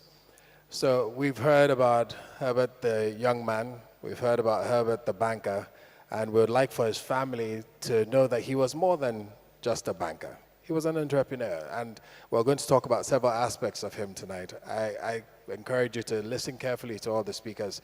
There's some more to learn from your dad other than what you learned at home. To help us with this next segment, Herbert the Entrepreneur, and I'm only going to take one speaker for the sake of time, I'd like to invite the co-founder of Aluko and Oyobode, one of Nigeria's largest integrated law firms. Please put your hands together for Mr. Benga Oyobode.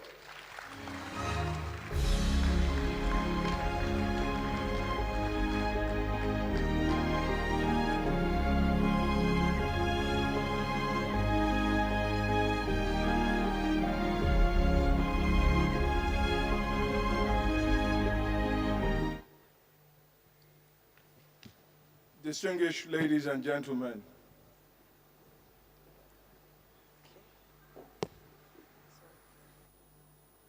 so Herbert was relentless, he was restless, but he was also fearless. I think it's important in celebrating him to understand that he had relentless determination. His ambition, he was restless because he needed to achieve. And he was fearless in his belief that there were no challenges that he could not surmount. He was relentless in his pursuit of excellence. He didn't do anything in half measures. He was restless, constantly looking for the next opportunity, not pulling his punches, in identifying the opportunities. He was never content to simply coast. And more importantly, in the period that I knew Herbert as chairman of Access Bank,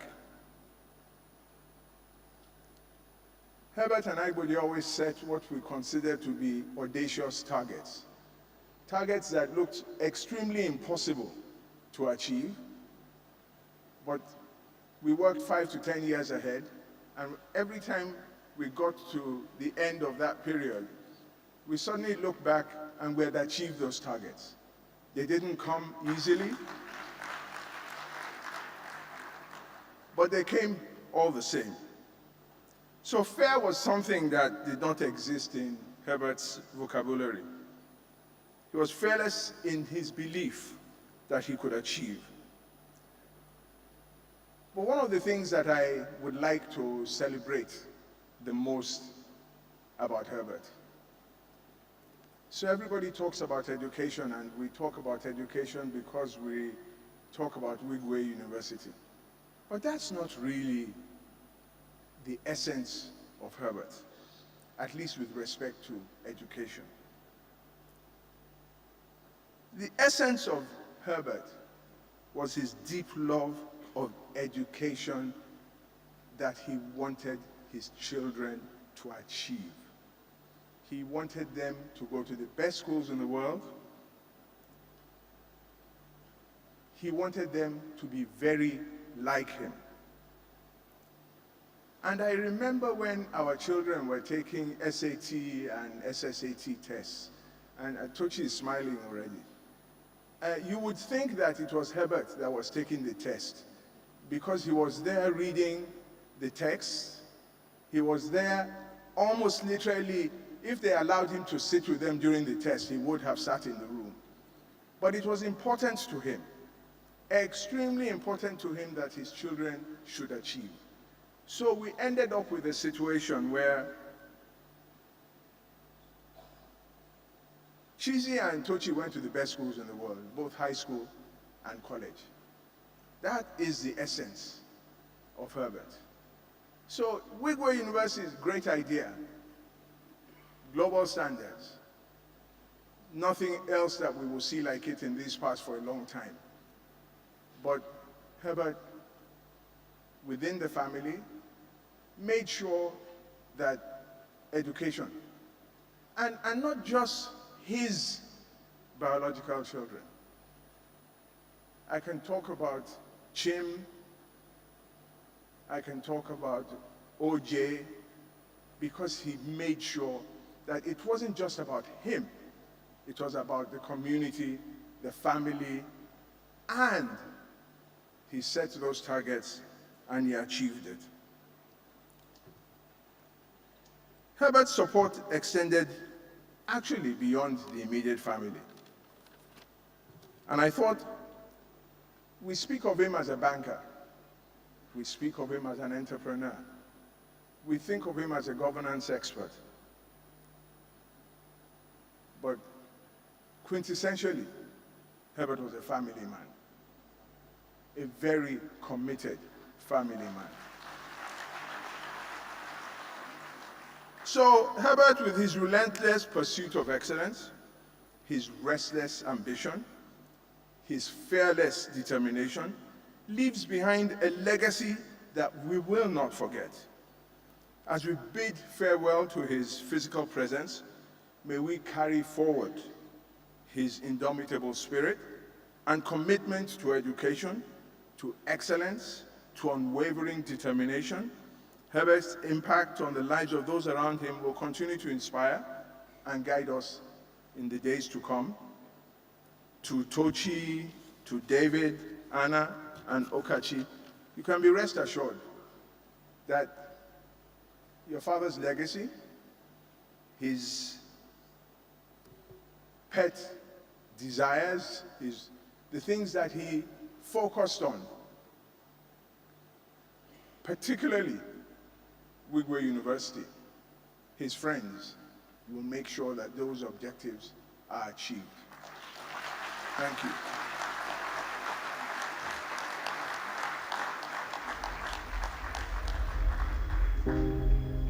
Thank you very much, Mr. Wigwe. But please put your hands together properly for him.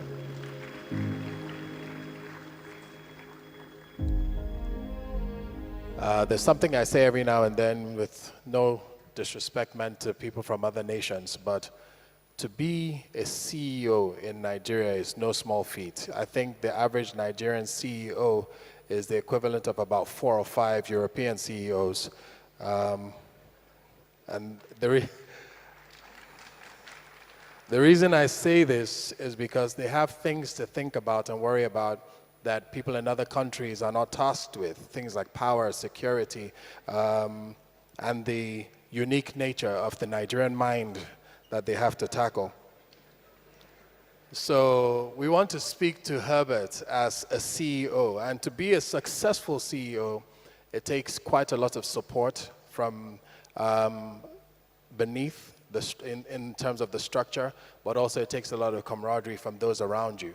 So we would like to introduce that segment now, Herbert the CEO, and we'll have a few speakers in this regard.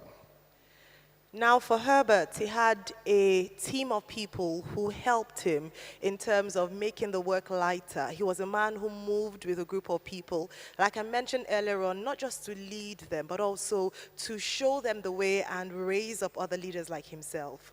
The next set of gentlemen I'm inviting on stage are people who served Herbert as personal assistants.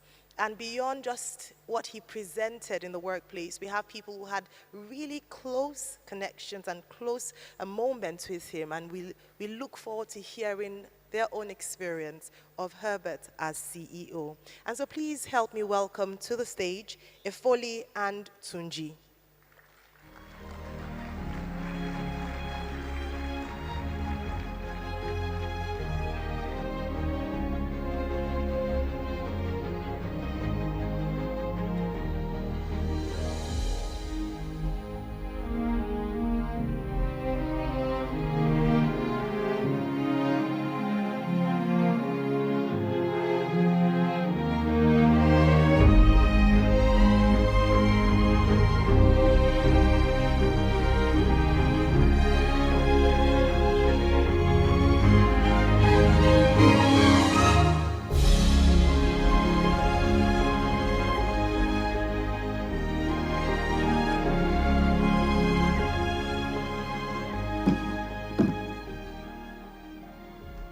Good evening, Excellencies. Access Bank, Access Warriors, and the Fearless.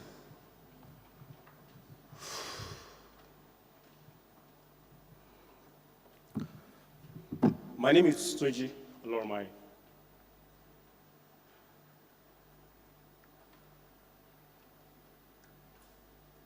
I started working with Access Bank 2004, about 20 years ago.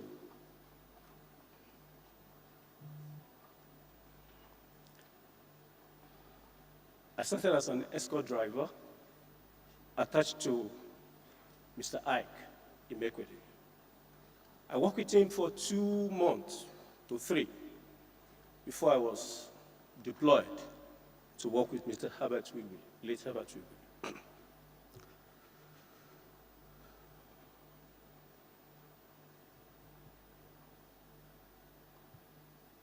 Before I started working with him, there was an event I had to go for, which Madam Doreen Wigwe, we had to travel to Obosi in Anambra State. I led the convoy. Excuse me. On our way back, I don't know what she saw in me. She asked our driver then, late Kamal Yusuf, to park around Bagada and ask the escort driver to come. I got to her and she asked, "Can you work with Herbert?"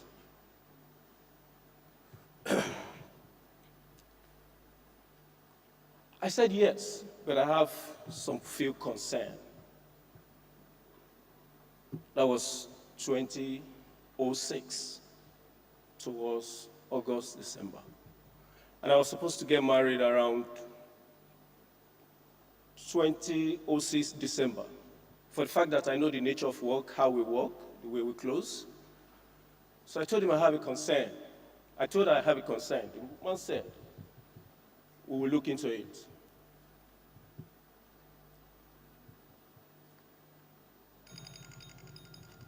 Some days after I started working with him, he traveled and was supposed to come back on Virgin Atlantic.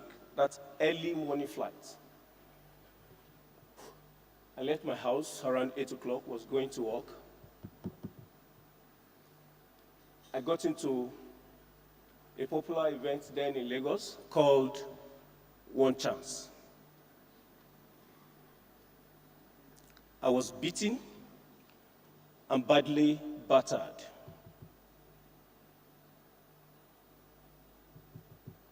I managed to get home. Tochi here found out that this was the situation. Immediately the father came in the morning. I'm sure Tochi mentioned to him. And while we were going to work that same morning, he spoke to the present CEO Access Holding, get my driver a car. And that was the beginning of the benefit a lot of junior staff today do benefit in Access Bank buying fully depreciated cars, which are still very good on Nigerian roads.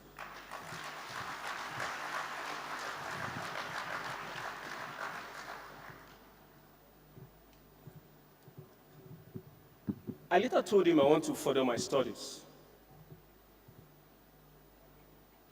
He said, "Tunji, if you really want to further your studies, make sure I don't look for you when I needed your service. Arrange the movement." I said, "Okay, sir." I did. I finished my first degree. And I told him I want to do my master's.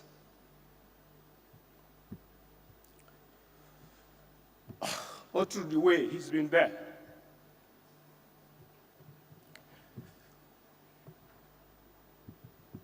Completing that program, one early morning, I went to thank him for everything and he needed more. I I told him now I'm a graduate. I needed something else to do rather than driving.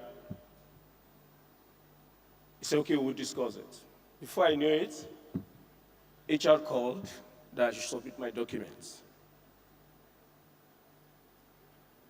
Within a short time, I was given a professional job in Access Bank.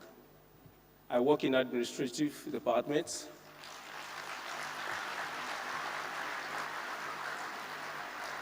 Thank you.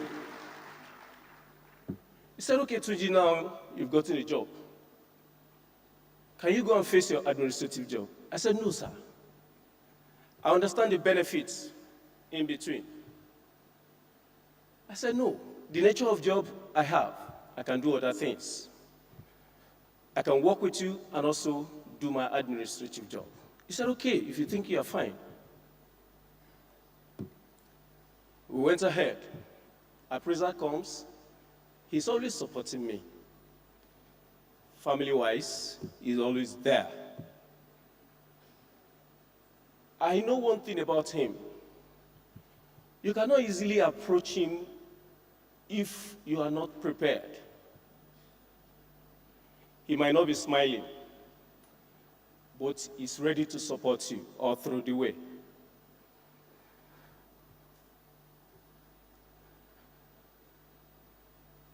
At some point, I had some family issues. I wanted to talk to him. I will get close to his office, I will run back. I will be close, I will run back. The face is always very tight. I put on the courage another day, and I went straight to him. Sir, this and this and this and this are what problem I have, and I want you to look into it. He said, okay, Tuji, it's okay. Before you know it, it's always there. He's a noble man.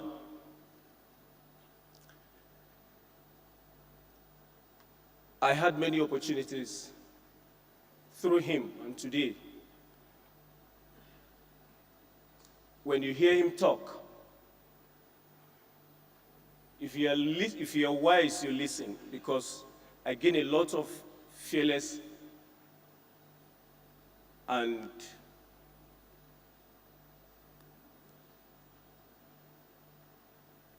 strong drive from him. The nature of work I do made me to learn that whatsoever you hear dies inside you. It's a profession, but I thank God today, and I want to speak to Access, the warriors, and the fearless. There's one thing he usually say: we keep going. No matter how difficult the task is, you hear him say, we keep going. Lastly,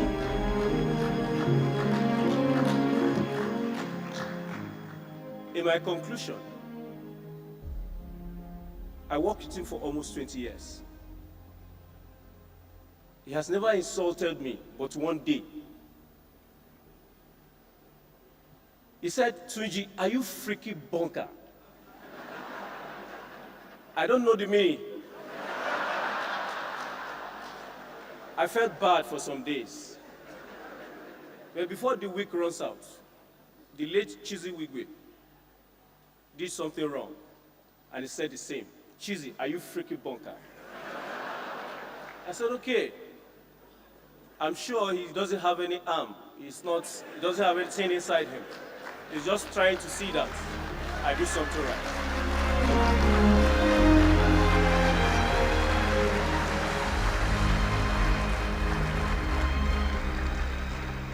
Please put your hands together for him properly. You can do a lot better. Thank you so much, Tunji, for sharing a bit of 20 years working with Herbert. And now we have it fully.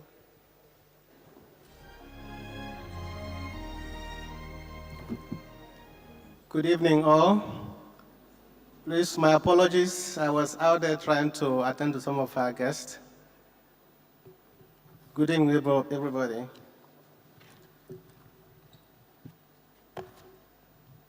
I've known Dr. Herbert Wigwe for 21 years, 23 years, 1 month, and 9 days. Precisely 2 years ago, when we transitioned into the HOCO company, or holding company, I've anxiously looked forward to a day when the cream of the society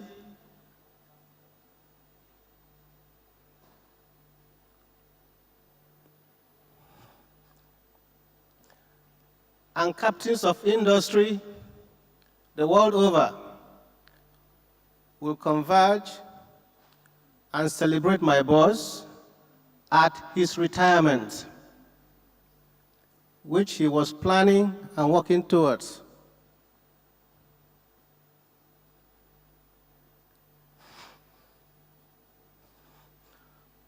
But if it please the Lord that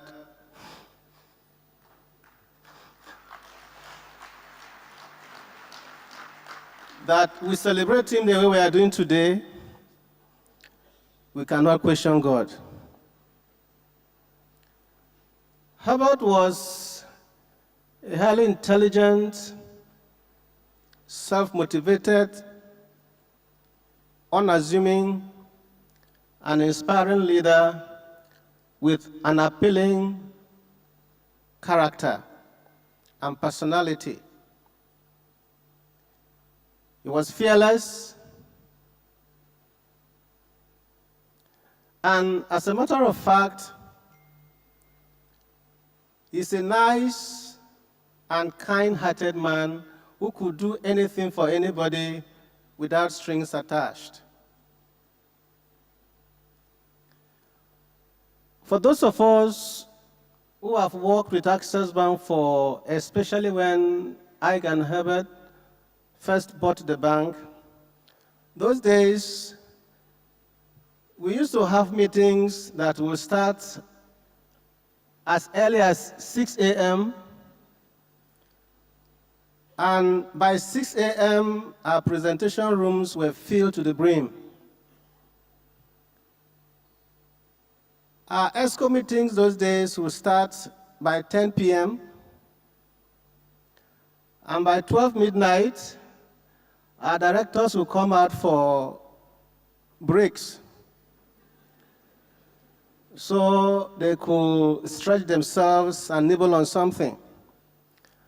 And by 1 a.m., Herbert will come out and ask you, why are you sleeping?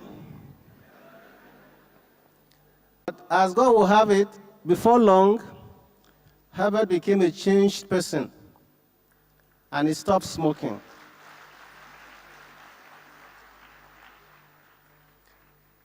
What I do not know is whether it was my prayers that changed him,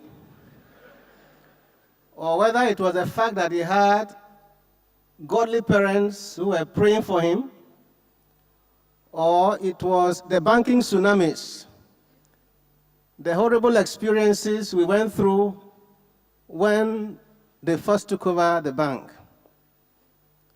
But whatever happens, whether it's my prayer or the prayers of the parents, or the horrible experiences they went through, because in the history of Nigerian banking, I don't think there are any bank CEOs who saw what Herbert and Ike saw. But God was with them. They went through it all, and here we are today.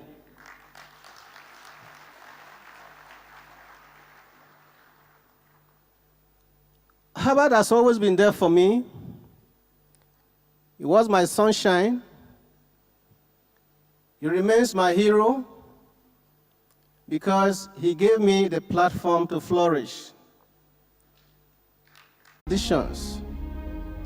Added a lot of new names, and as I settled down to work on it, because he told me he needs it urgently, as I settled down to work on it, I suddenly woke up only to discover it was a dream.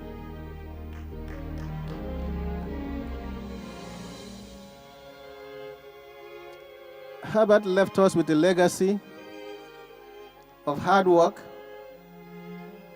a legacy of fearlessness, a legacy of excellence. And I believe the message he has for every one of us here is that we must not let that legacy die.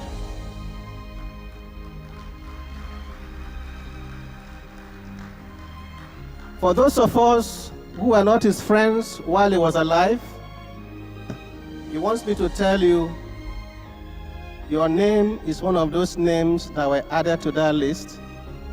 And he wants you to join us as we start his journey where he stopped it. Thank you very much. So much. Efoli Ekot. And thank you for serving Herbert. For you and Tunji, many years of service, serving diligently and helping him in achieving his own dreams. At this point, I'd like to just say to Herbert's beloved children, Tochi, David, Hannah, Okachi, that we hope that the stories you've heard so far tonight has encouraged you to understand or give you a glimpse of the kind of man that you had the privilege and honor of calling father. And we understand it's a difficult time, but we trust that the stories and the memories tonight would give you the strength to know that you had a phenomenal dad. If there's something that I think he would want for all of you, is to grow up to be individuals, to live your life.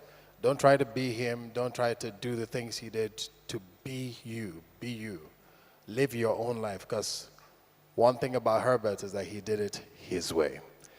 And to help us just celebrate that one more time, ladies and gentlemen, please make welcome to the stage Dare Art Alade as he sings that song, My Way.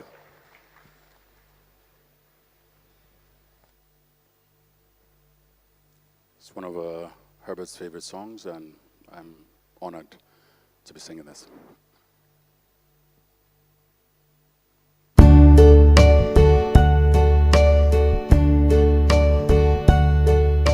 And now the end is near, and so I face the final curtain. My friends, I'll say it clear, I'll state my case, of which I'm certain. I've lived a life that's full. I traveled each and every highway, and more, much more than this. I did it my way. Regrets, I've had a few, but then again, too few to mention. I did what I had to do and saw it through without exemption.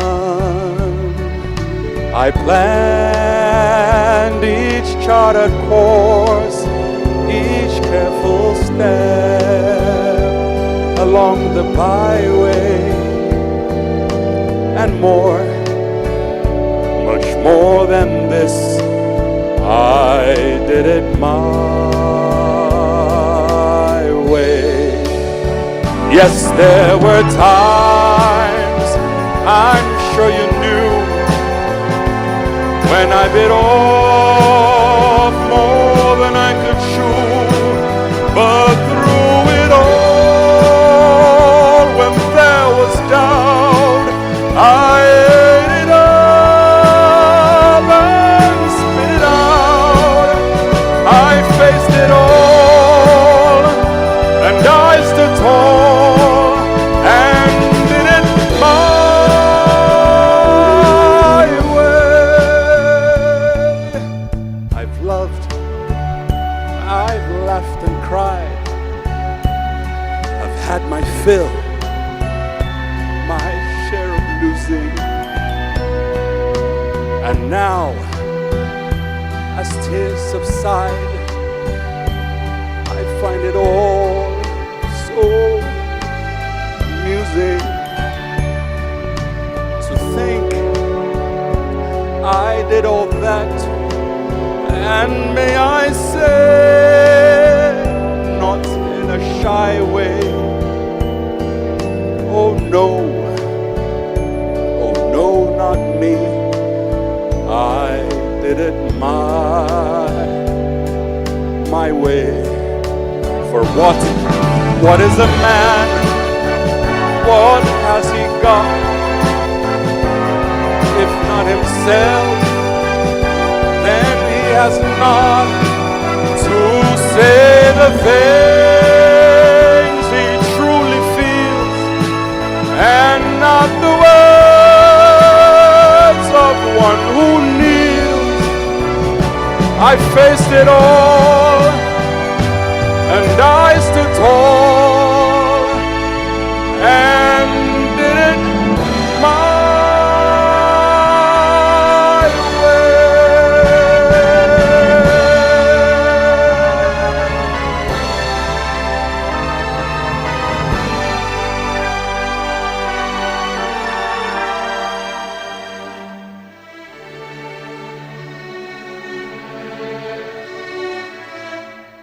Yes, it was my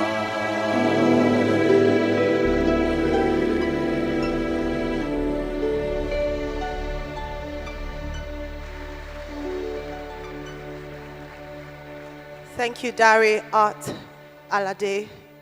And indeed, if there was such a man who did it his way, as a precocious child and growing up to be a consummate professional as a banker, and then being an excellent entrepreneur and a CEO among CEOs, Herbert Wigwe certainly did it his way and excelled at doing it.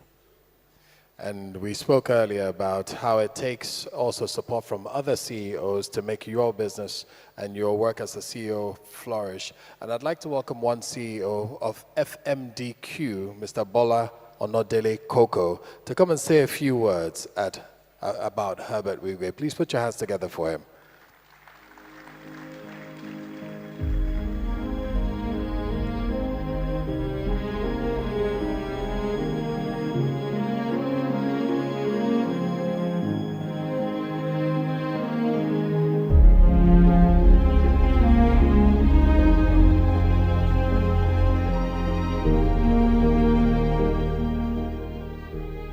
Good evening, distinguished guests, Your Excellencies, Honorable Ministers, Governor of Central Bank of Nigeria.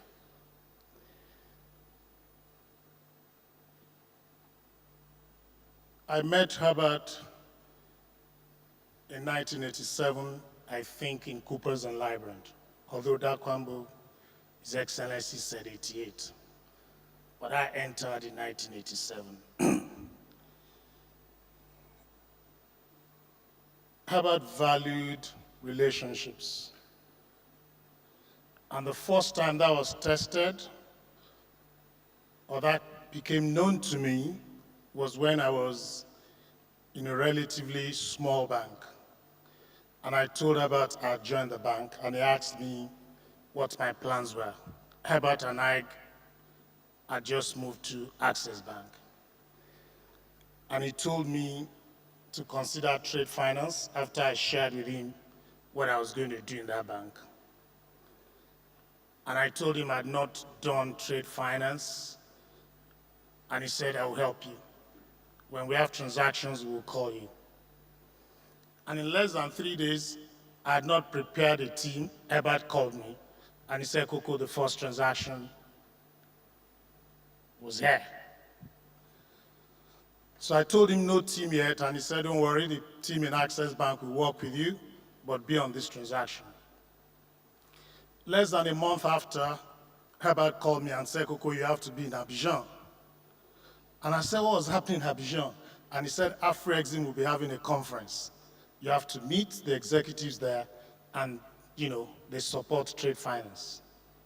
So I flew to Abidjan called Herbert, and he said there'll be a team, the first meeting of the presidents and some, bank CEOs, and I should attend the meeting.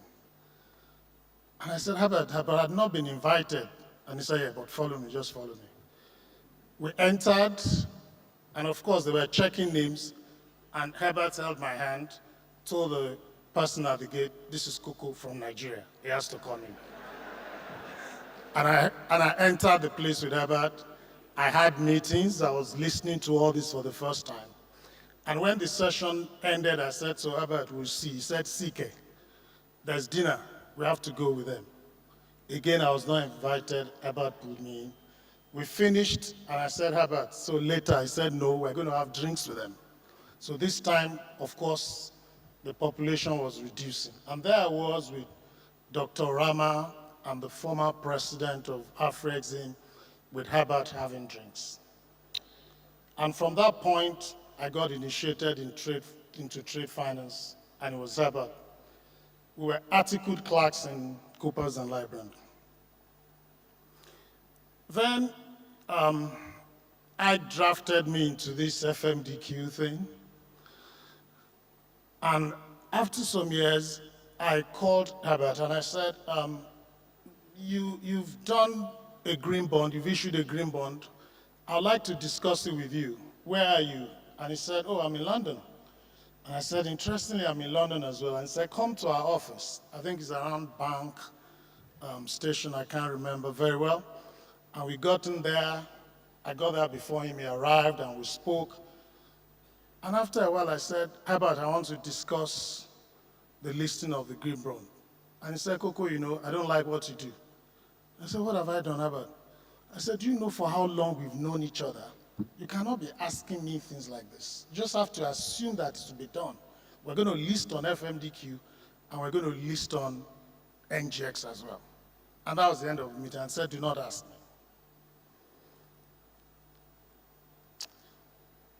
Then UNEP came to work, and they decided there should be a financial center for sustainability in Lagos. And the industry decided FMDQ should be the secretariat. So after we accepted, I called Herbert and I said, I know you've done a lot in sustainability, but I've just been made chairman of this sustainability agenda and I need help. And he listed the executives of Access Bank that I should work with and said, you must know we've done a lot on sustainability. The day we launched the Green Board Market Development Program, he said, Coco, I won't be there, but Roosevelt will be there. And Roosevelt spoke eloquently. And that program is on and doing very well. Financial Center for Sustainability is doing very well. Herbert was not just about banking. He was also very focused on national issues. The last time I spoke to Herbert, and on video, I think Roosevelt, you were on that Zoom call, was January 2022. And we were talking about how to resolve the FX market in Nigeria and what to do. And I then said, we need to go to central bank to assist and do this. And Herbert was like, I don't like to hear all these things, Coco. And I was begging him. And I said, if we do not resolve the unsettled forwards, we will not be able to build back the market. Nigeria will not be able to build back the economy. And I think there were so many questions he asked that day, and he left saying he will think about it. On January 30, Roosevelt sent me a text and said, Herbert has aligned, and he has given his commitment that we should go to the central bank and support whatever central bank needed to do. That was the last time we spoke. But before then, some time ago, I think NGX, there were some minor issues in NGX. And Herbert called me and said, Coco, what are we going to do about NGX? So I thought you forgot where I worked. And I said, Herbert, I'm the CEO in FMDQ. We compete with NGX. And he said, I know that. But do you know this is where the wealth of Nigerians are? Coco, we need to stop talking about competition. We need to do something, collaborate, and rescue. This is our exchange. He said, do you have some shares? I said, yes, including Access Bank shares. And he said, so exchange cannot go down. And he said, we need to talk about this. And I said, okay. Then FMDQ made investment in CSCS. And I went to see Herbert in the new office. And we're meant to talk about the transaction. And the first thing Herbert talked about was the consolidation of NGX and FMDQ. And I said, Herbert, I'm sorry, but that's not what I came for. He said, let's arrange a meeting with Ike, and we need to talk about the consolidation. Nigeria needs to be bigger, and the exchange in the country needs to be big to compete in Africa and support so many things. That's what he wanted to talk about. Well, we talked about the transaction, and I made a commitment that I'll go talk to Ike, but we never held that meeting. Ike, I quite honestly do not know how you're going to fill this void. I don't. Roosevelt and Bolaji, don't worry, you will succeed and you will exceed, because this is what Herbert will want. He was a fighter. He was a warrior. The first time I saw a bank CEO prostrate for a CBN governor was when I was with Herbert. Access Bank did nothing wrong on the transaction, and the central bank then, not the one now, which is highly professional, decided to punish Access Bank.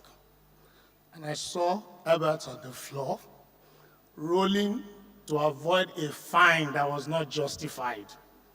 Once it was a Renaissance Hotel on Isaac John, and he called me and said, Coco, be coming. The governor is here with me. And I entered my car and ran there, and he was on the floor. Undeserved. But he was doing this for Access Bank, and I told Herbert, put all the papers of this transaction together. Someday, we're going to have a professional central bank governor, and they will have to look at this transaction again. The second time on this transaction again was in the office in Abuja. I was drafted to come because I'd written a letter supporting Access Bank position, and I'd been warned not to be along that I was standing in between crossfires, and I decided to stand because Access did nothing, and Herbert did nothing, and he valued relationships, and I'm glad I stood for that.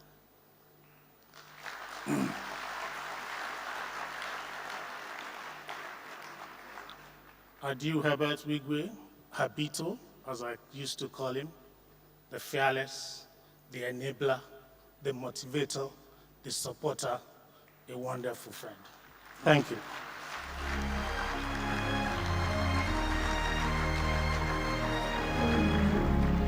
Thank you very much, Mr. Bola Onodele Koko.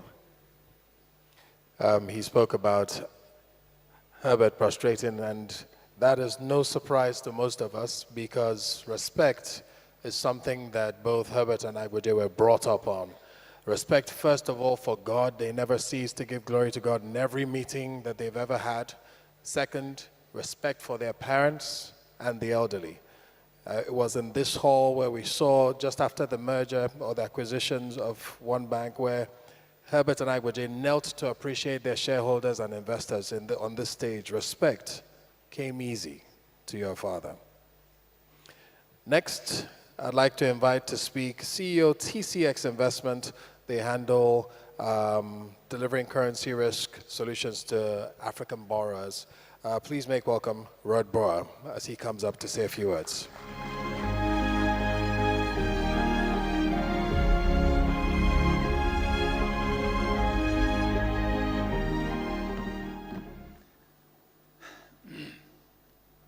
Thank you very much for having me.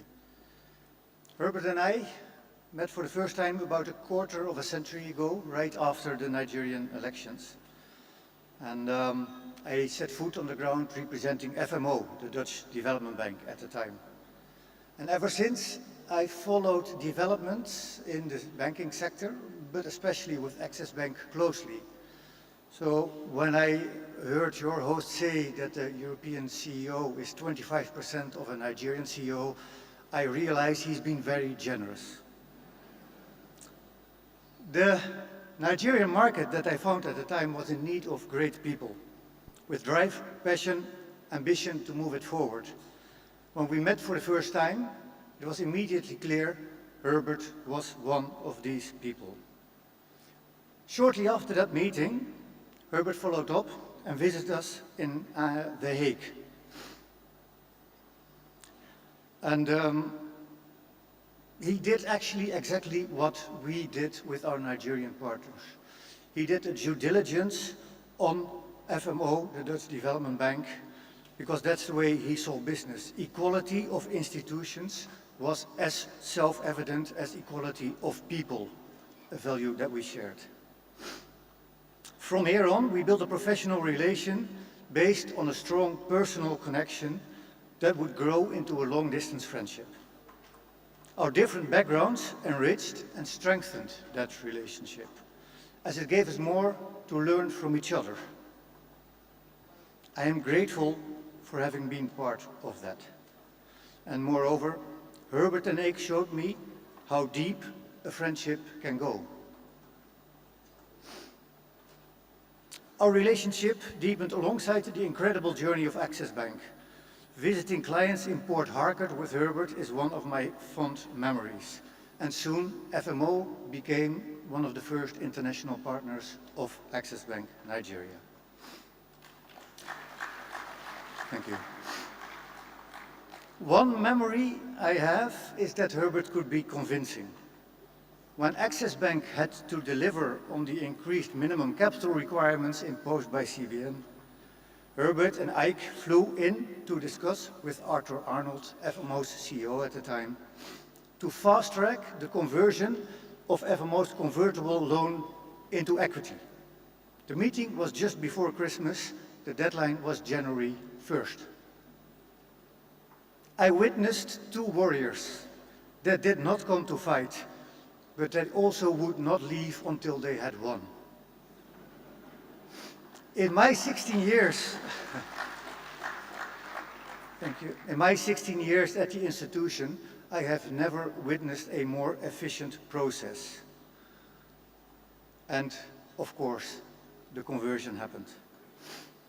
It was the first of many impact initiatives that were jointly done with Access Bank. And I'm not sure if you are aware, but the Nigerian banking system defined the Nigerian sustainable banking principles more than a decade before any European market defined their sustainable banking principles. Another fond memory is one of our dinners. It was an Italian restaurant called Imperio Romano at the Amstel River in Amsterdam. Herbert had his best ever sea bath. It was baked in the oven in a crust of sea salt, so no flavor could escape the dish. He enjoyed it. With Ike and Roosevelt, we discussed, laughed, and shared a glass. And we discussed the sometimes quite visible differences between the Nigerian and the Dutch culture. Herbert surprised me with his liberal spirit, explaining that every human being should be free to pursue happiness as long as it does not infringe on the freedom or happiness of others. He showed me a prejudice of my own, as I had not expected a Nigerian banker to be more liberal than many of my countrymen. Herbert explained that evening his conviction that people should be given the tools to develop themselves and then take the responsibility to actually do so.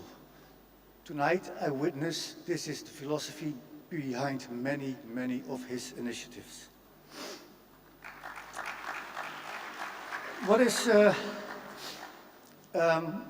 over the last days, what happened is that I realized that Herbert's voice trespasses time and place for me, at least.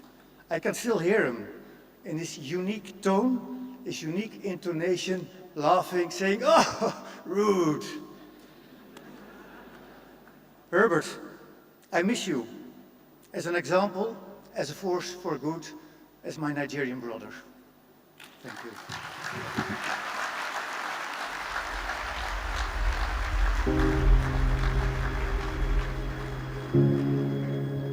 Thank you very much, Mr. Brower. And now to close this particular chapter of Herbert Wigwe's life, Herbert, the CEO, would like to invite on stage a man who not only shared business interests with Herbert, but also transcended that relationship to be a close associate and friend. Please let's make welcome the founder and CEO of the Dangote Group, Alhaji Aliko Dangote.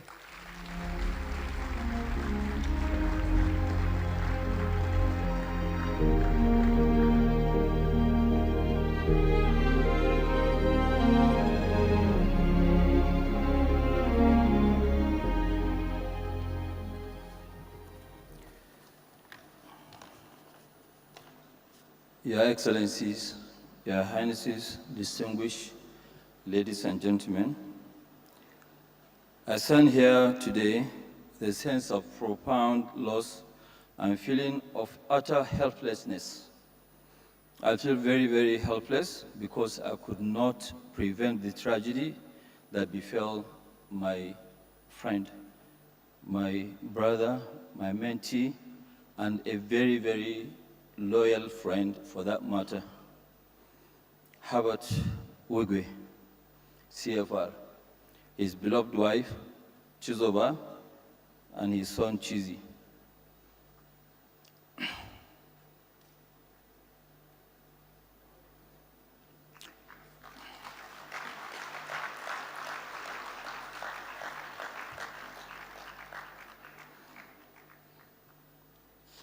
Herbert was a visionary role model in fortitude and a perfectionist who gave so much of himself, is no longer here with us. But his transformative strides are seen all over our economic landscape and even in the heart of social milieu in Nigeria and the rest of the world. Many people, including his family members, friends, and associates, church brethren, mentees, and former acquaintances have written and said a lot about a man who broke all records and pushed boundaries in the realm of banking and applied his fine skills to reshape the entire sector. His legacy in philanthropy will always never be forgotten. I choose to remember his long friendship, undivided loyalty, and his zest for life. Among numerous other attributes, he was a pillar of strength and support for me, my family, and our businesses. He was not afraid to go out on a limb to help me untie the several knots that actually came up as our organization grew and flourished. He was proud to be part of my success story, and I'm proud to name him my devoted friend, mentee, and brother.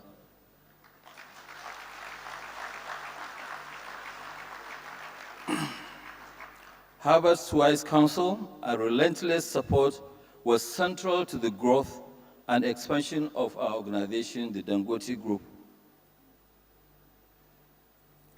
My family and I will forever cherish his warm friendship and heart of care.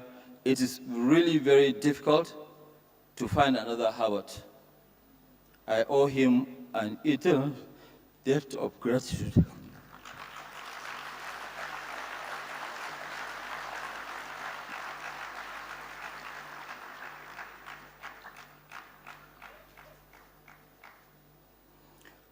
Although Herbert never joined the military line, he could be referred to as a soldier of courage and distinction.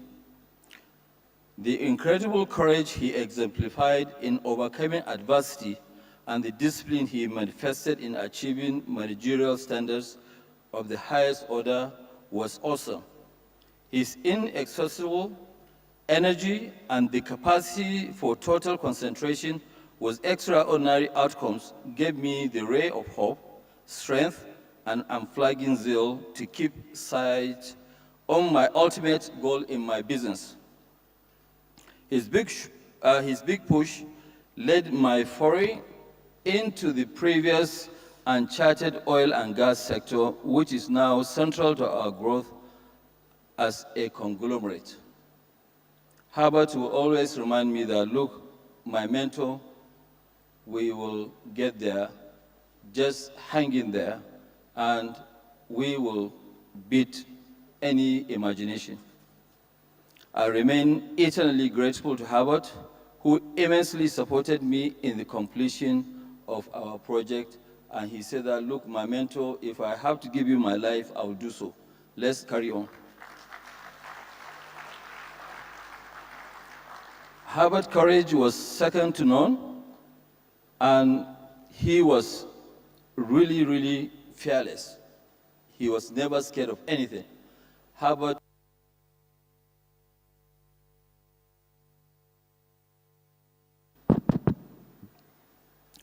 and I share a common principle of perseverance, which is one of the cardinal virtues of success in business.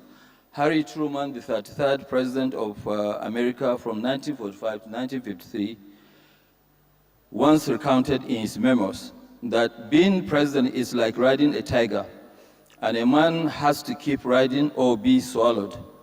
A president has to be constantly on top of events, or if he hesitates, events will soon be on top of him. I never felt I could let up a single moment. Herbert prodded me when I hesitated, gave me a nudge when I was weak, and consoled me with the words of my mentor, hang in there. We will remain, he will remain unforgettable, friend, mentee, and a brother, and I feel that I'm part of the family.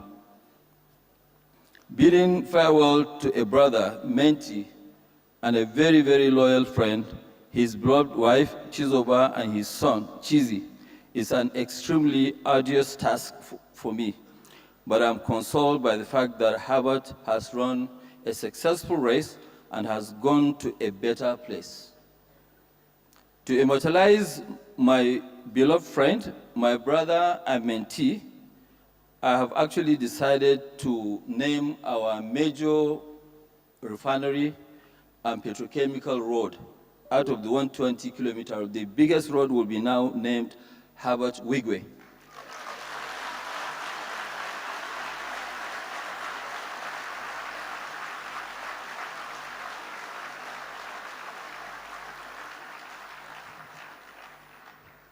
Because what I want is that after we have all gone, people will still be there, visit the refinery, and they will find out who was this Herbert Wigwe. He was a man loved by all, and his boundless energy and uncommon zeal resonated in a life worthy of emulation. His friends remain a template in loyalty. May the Almighty God grant him and all the departed eternal rest, and give the entire Wigwe family, which I'm part of, the fortitude to bear this huge loss. Herbert Wigwe, rest in peace.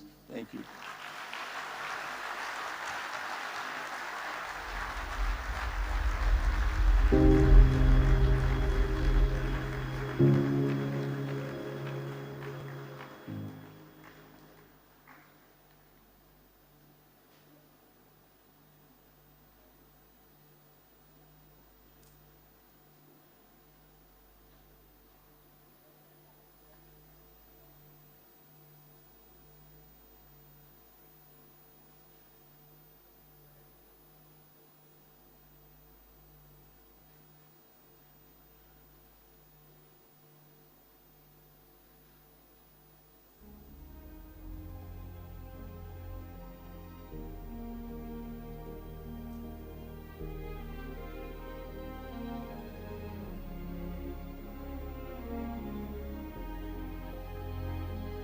beyond comprehension. I am shocked and deeply distressed by the news of the passing of Mr. Herbert Wigwe, a distinguished banker, humanitarian, and entrepreneur, and Mr. Abimbola Ogunbanjo, the former group chairman of the Nigerian Exchange Group PLC, along with members of the Wigwe family, Herbert's wife Chizoba, and son Chizi. Their passing is an overwhelming tragedy that is shocking beyond comprehension. I extend my condolences to the Wigwe and Ogunbanjo families, the business community, and all those impacted by this harrowing incident. I pray for the peaceful repose of the departed and ask God Almighty to comfort the multitude of Nigerians who are grieving and the families of the deceased at this deeply agonizing moment.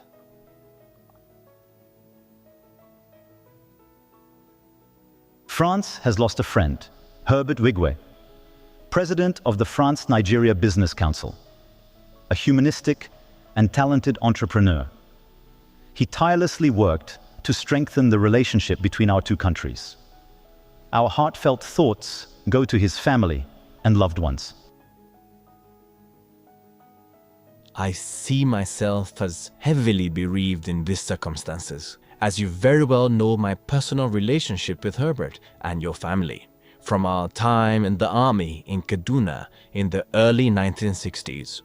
I discovered and came to admire a number of Herbert's personal traits in the time I knew him. In 57 years of fulfillment, an uncommon accomplishment, Herbert made an extraordinary success of his life, becoming one of our nation's foremost entrepreneurs and businessmen who had expanded his already awe-inspiring horizon and inspired an entire generation of confident Nigerians. I know Herbert still had so much to share with this generation and generations to come from his extremely rich and eventful life and career. Without a doubt, the family, friends, colleagues, the corporate community, and the entire nation have lost one of the brightest stars in our firmaments. His place will be difficult to fill.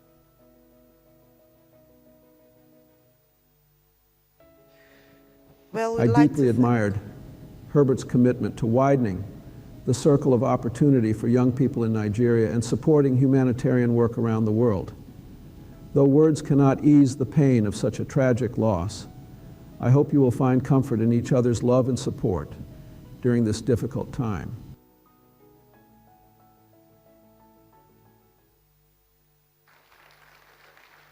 Well, we'd like to thank very much the President of the Federal Republic of Nigeria, His Excellency President Bola Ahmed Tinubu, the President of France, Mr. Emmanuel Macron, the former President of Nigeria, Chief Olusegun Obasanjo, and of course the former President of the United States of America, President Bill Clinton, for their wishes at this time and the message of solidarity and comfort to Herbert Wigwe's family. And speaking about presidents, one American president, John F. Kennedy, said, "Ask not what you can do for your country. Well, ask not what your country can do for you, but what you can do for your country." The next phase of Herbert's life we would like to speak about is nation building. The next few speakers you'll hear from, many of whom will be related with politics or governance, have national impact. Their jobs have national reach.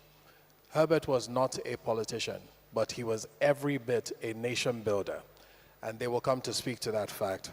Please make welcome our very first of those speakers. The first speaker is the Executive Governor of Ogun State, His Excellency Governor Dapo Abiodun.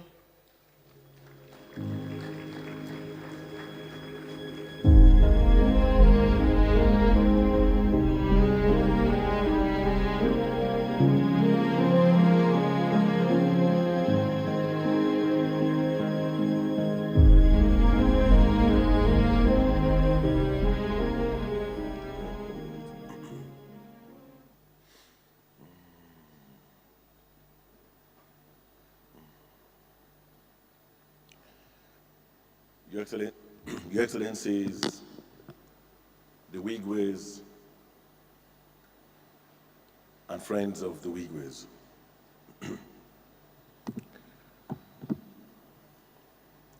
This is indeed a very tough season for all of us.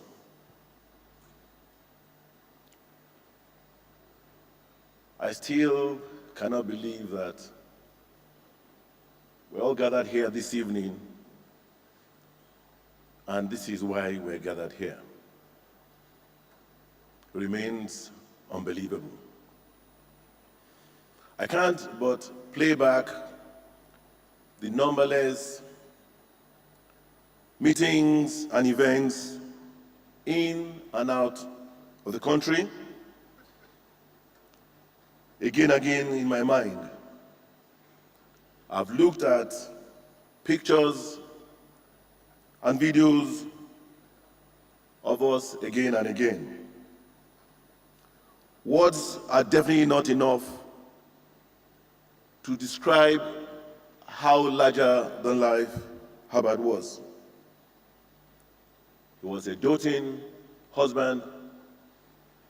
He was a loving father to all his children, both biological children and all those he adopted. He was extremely hardworking. He was daring. He was bold. He was diligent. He was intentional. He was consistent. He was compassionate. He was caring. He was reliable. He was dependable. Herbert was loyal to his friends. He was intelligent from every single account we've had this evening. Extremely cerebral. Herbert was way ahead of his time. He was ever so forward-thinking and forward-looking. He believed in this country, Nigeria, and he was very patriotic. He did everything to support and promote the cause of this country. Herbert's paths and I crossed about 30 years ago when he was still a baby banker in Guarantee Trust Bank alongside with Ibuje. I saw a bright future ahead of him, but I never knew he would evolve to become the great man that he became. They say the world belongs to those that dare. Yes, he definitely dared. And he conquered. Personally, I can't thank him enough for believing in me, for being my brother and my friend, for supporting my dreams, for supporting my aspirations and my vision for the good people of Ogun State. From the prompt payment of salaries my first day in the office, to the issuance of our private bond, and several visible infrastructure projects that crisscross the landscape of Ogun State, particularly the Gateway International Airport, the Ekpe-Ijebu Expressway, and several others. The history of the new Ogun State will not be complete without the mention of his contributions. He made me appreciate, thank you. He made me appreciate what he called the speed of trust in governance, which was to hit the ground running so as to execute and complete all my planned projects in a tenure. Herbert was always there to provide a bridge. We had so much work in progress coming back from Cairo, but man proposes and God disposes. He was a different person to everyone. selfless, and promise-keeping. I want to thank him again and again. God has called him home at the time of his choosing. We mere mortals see this as his prime. But God indeed knows why he allowed this alongside with his loving wife, Chizoba, and his dear son, Chizi, who is like a son to me. The blow and void of your departure, Herbert, will be extremely hard to feel. Still feels like a bad dream that I'm going to wake up from, and Herbert would walk in anytime and say, "What's wrong with all of you guys? That was just a joke." I'm glad I honored your invitation to dinner at your new home, which has turned to be the last supper. Your name could easily have also been Impact, because you touch lives across the world. We all weep and grieve because of how much we love and miss you. You've lived an impactful life. The other day, someone said to me, "Dapo, did you know that Herbert has a street named after him in Beirut?" I was like, "Is that so?" Because Herbert also impacted the lives of people in Beirut. Herbert lived 2 lifetimes in one. Herbert, Chizoba, Chizi, did not do anything wrong to deserve what happened. It was written. It was their preordained exit. Like I said the other day, good and bad things happen to good people.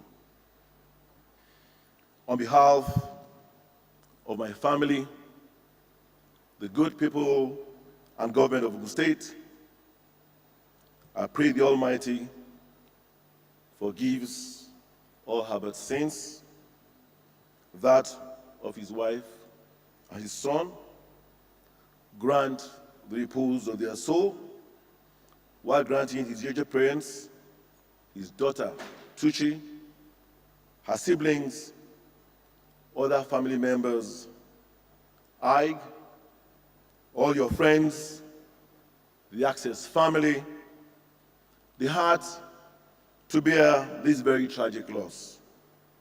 You will continue to live forever in our hearts. As the Bible says, "He that believes in me, though he were dead, yet shall he live, and whosoever lives and believes in me shall never die." May the Lord keep and protect us all in Jesus' mighty name. We will keep your legacies moving. Good night, dear Herbie.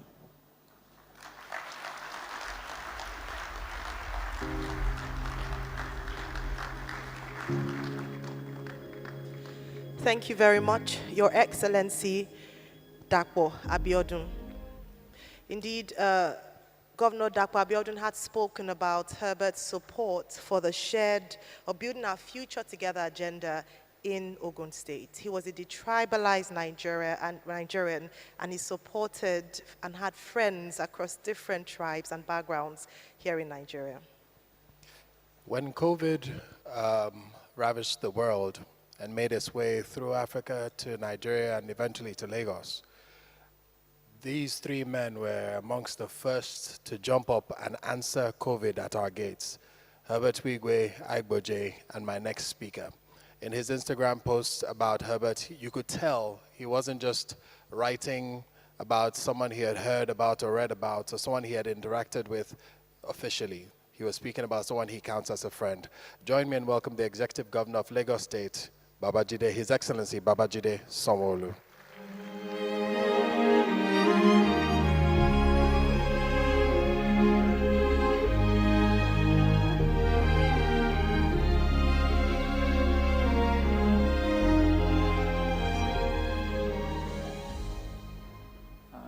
Good evening, everyone.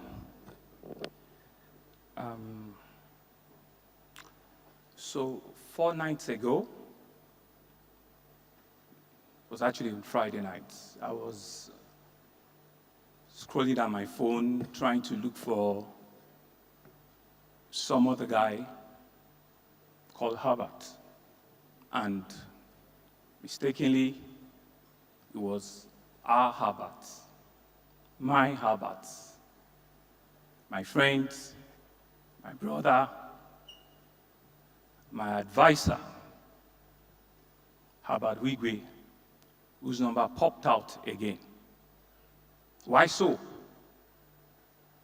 On Thursday, February 8th, he and I chatted and spoke for a while. And so, with phones, the name and the last conversation will be the first that will pop out. Very usual of him. Excellency, oh, my radar says you are in London.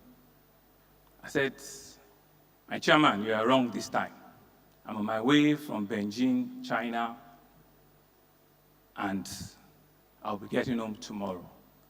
But of course, the very next, I called Shola. Where exactly are you? We're in London. Ah, there goes. And we chatted, and I said, we haven't seen this year a lot of times. And he says, I will see you in exactly 6 days. This was on a on a Thursday, and he says he'll be back the next Wednesday, and he will see me on Thursday. Of course, he still called me back later that night to complete the chat message that we had. And he said he was just coming out of his board meeting, and we'll see as soon as he gets back. This was the last conversation that I will keep for a long time on my phone. I knew Herbert Wigwe about 34 years ago with his old school friend. I'm sure he's sitting here somewhere, Kaudi Ayeni. Kaudi and I were a childhood friend. And I was working in an oil service company then, and I think he just joined Capital Merchant Bank. Those days when we have our 6 weeks on and 3 weeks off, you come to Lagos. You come and eat under the bridge with lunch or vouchers with your friends in the financial world. And I used to envy them a lot, because back then, it was only safety boots and T-shirts that we have.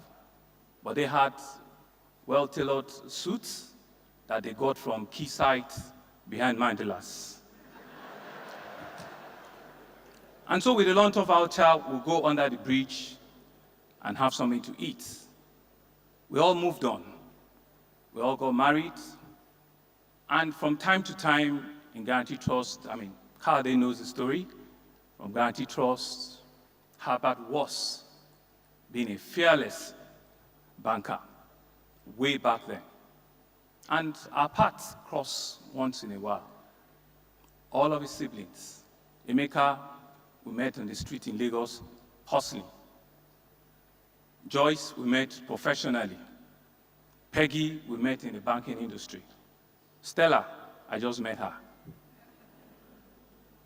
But it's been an interesting journey together. And a few times in and out of the banking industry, in public service, we will meet now and then. And he's always a man that has good things to tell, had good stories to share, had a lot of encouragement to give. Of course, we're fast track. I became the governor of Lagos State. And our friendship, our brotherly friendship, blossomed further. Herbert was one of the very first people that supported my ambition generously.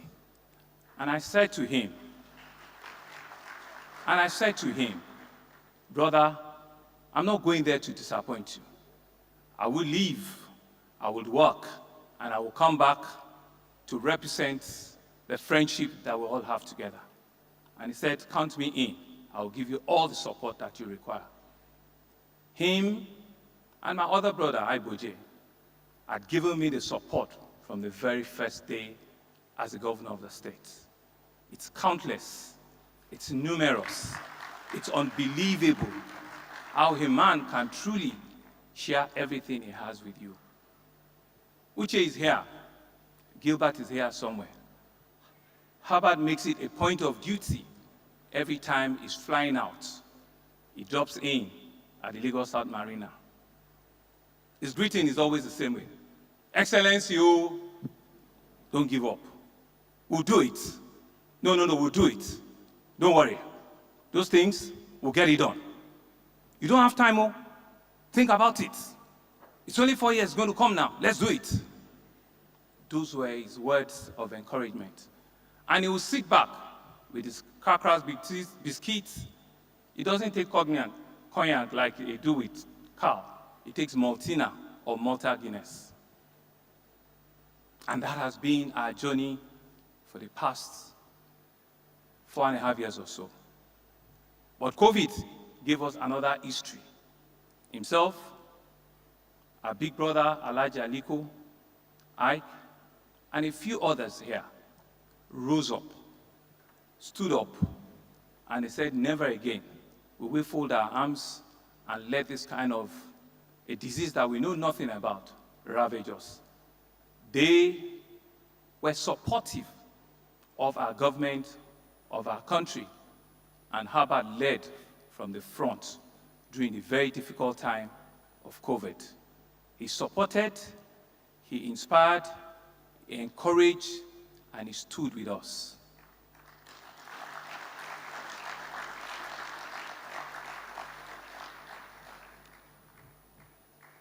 On a personal note, not only has he taken me as a brother, my son, who he interviewed, works with him in one of his offshore companies. My wife, who does yearly women conferences, is the highest donor onto that conference. My daughter, who is trying to catch up on real estate, has been a major supporter of her. I have indeed lost a big friend, but the story doesn't stop there. Herbert and Ike,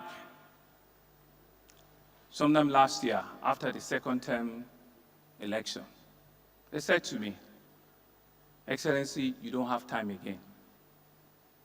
What can we do? What legacy are you going to leave behind? How can we help you? What are those things, those big things that you have that you cannot realize?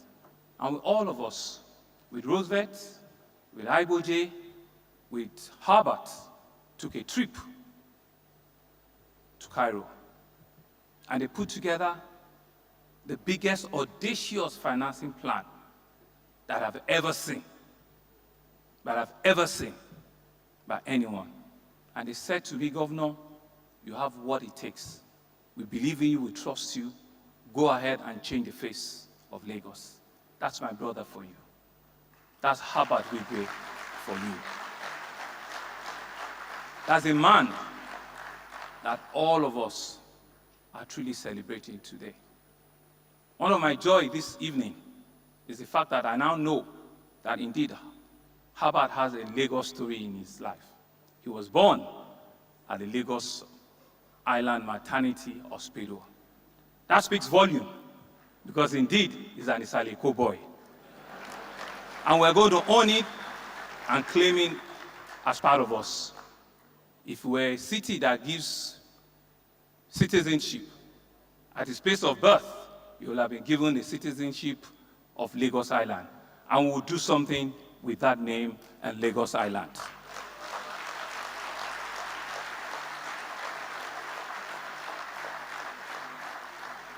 Ike, you haven't lost a brother. We haven't lost a brother. You have earned 4 new children. And I know with you, they will also be fearless. With you, you will take them to where Herbert will be looking up and will be happy with you. Emeka, Joyce, Peggy, and Stella. You haven't lost a brother.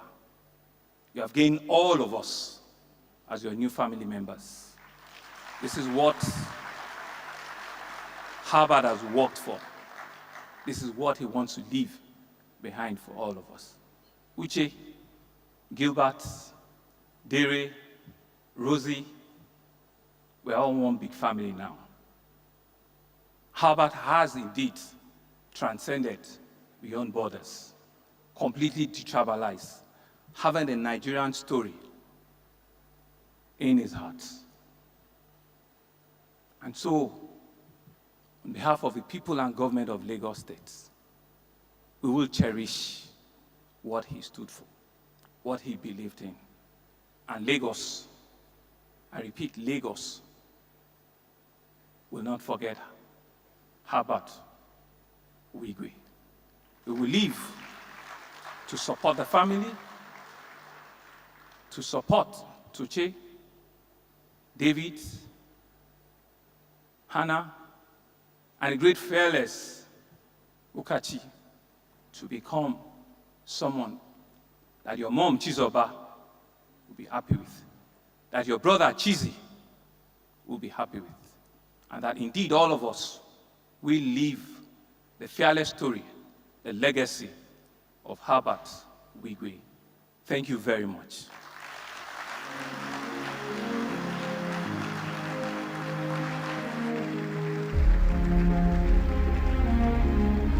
Thank you so very much, Mr. Governor, Your Excellency, Governor Babajide Sanwo-Olu of Lagos State. Thank you for speaking straight from your heart and also the promise to immortalize the legacy and the memory of Herbert Wigwe. And as you rightly said, Herbert was a man who was very proud of his heritage, being from Isiopo town in Ikwere local government area in River State. However, he was a Lagos boy through and through. And you would see that, I mean, the governor had mentioned he was born Island Maternity Hospital. I was also born at Island Maternity Hospital. I was born a few meters away from Island Maternity Hospital. Where were you born? First consultant, Obalinde. It's still Obalinde. All of us are island children.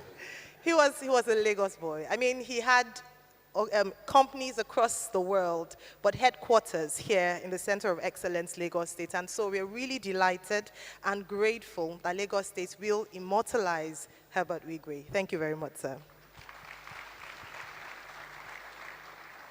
Still speaking to his work as a nation builder, we'd like to invite someone else who also has national impact with the work that he does for a living. Please make welcome the Minister of Finance and Coordinating Minister of the Economy in Nigeria, Mr. Wale Edun.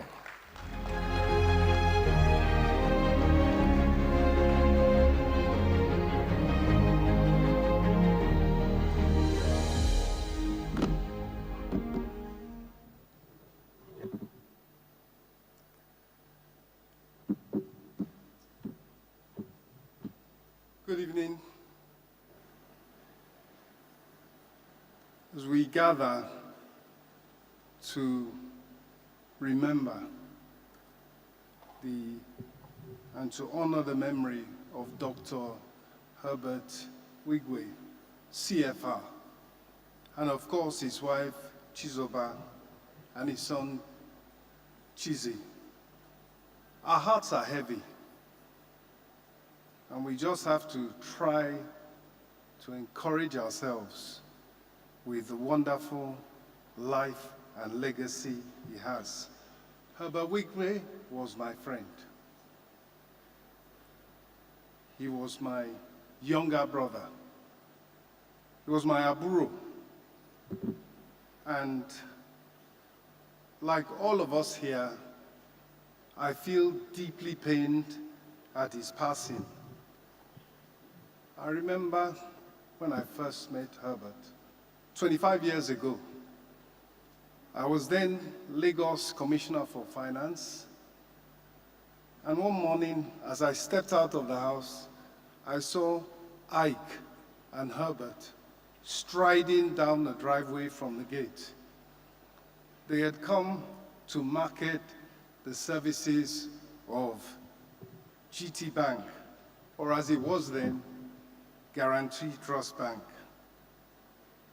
They were young, energetic, vibrant, and brimming with self-confidence. And I knew then that these were two young men who were going to achieve a lot in their chosen careers and in life. And of course, so it has turned out. From that time, Herbert kept in touch. From time to time, he would come by and we'll sit in the study and basically go over the issues of the moment. He would come with ideas, options, alternatives as to how to help resolve the financial and economic issues of the day. And Herbert was so full of knowledge, so full of ideas. He was so creative in his thinking, and his optimism was both infectious and very, very encouraging. So when Herbert took over the reins of Access Bank, he kept in touch still, despite the huge amount of work he had, because as we all know, the international presence of Access Group today is the result of the relentless, the tireless work that Herbert and indeed his entire team put in. But despite that, he still had time for philanthropy. He was committed to it, he supported, and he gave his time to benefit the arts, sport, education, and of course, he did so much by way of helping good causes and helping individuals. And I must say, personally, Herbert was of great help to me. He, like a worthy aburo, his bank financed some of my construction projects to successful completion. And he also, the Access brand, helped to sponsor my daughter-in-law's polo team internationally. And just a couple of days ago, as a result of a fallout of that, I was in Doha, and the Access brand was prominently displayed at the Qatar National Sports Museum.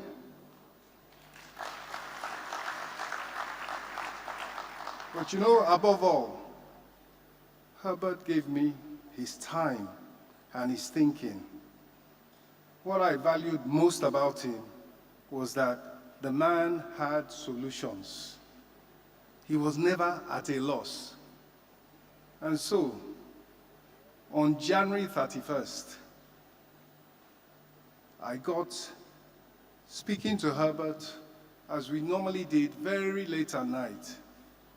That January 31st, at midnight, I told Herbert what I had on my mind relating to the issues of the day. His response was, "Egbon, I have an answer. I can help with that." He was in Lagos, I was in Abuja.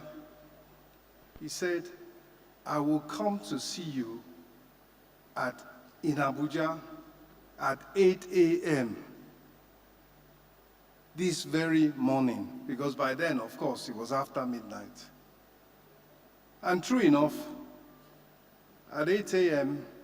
or thereabouts, we sat together and we shook hands on a number of initiatives that he would undertake with others to help resolve one or two things about the Nigerian economy. That was the last time that I spoke to Herbert. We all know what happened subsequently. And so, We are all missing Herbert. But you can imagine how much I felt suddenly without such a strong pillar of support, which he was throughout the time that I knew him. In closing, let me offer my deepest condolences to Tochi, David, Hannah, Okachi, and indeed all the families of those who lost their lives in a tragic accident. Thank you.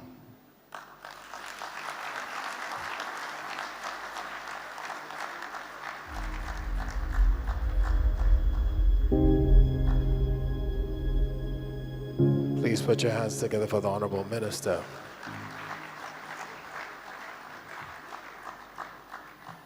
We're gradually coming to the end of tonight's celebration of professional excellence. We have only a few more people to go to come up to share their own memories and pay tribute and celebrate the life of this excellent man and phenomenal banker and entrepreneur, CEO, and of course man in the person of Herbert Wigwe.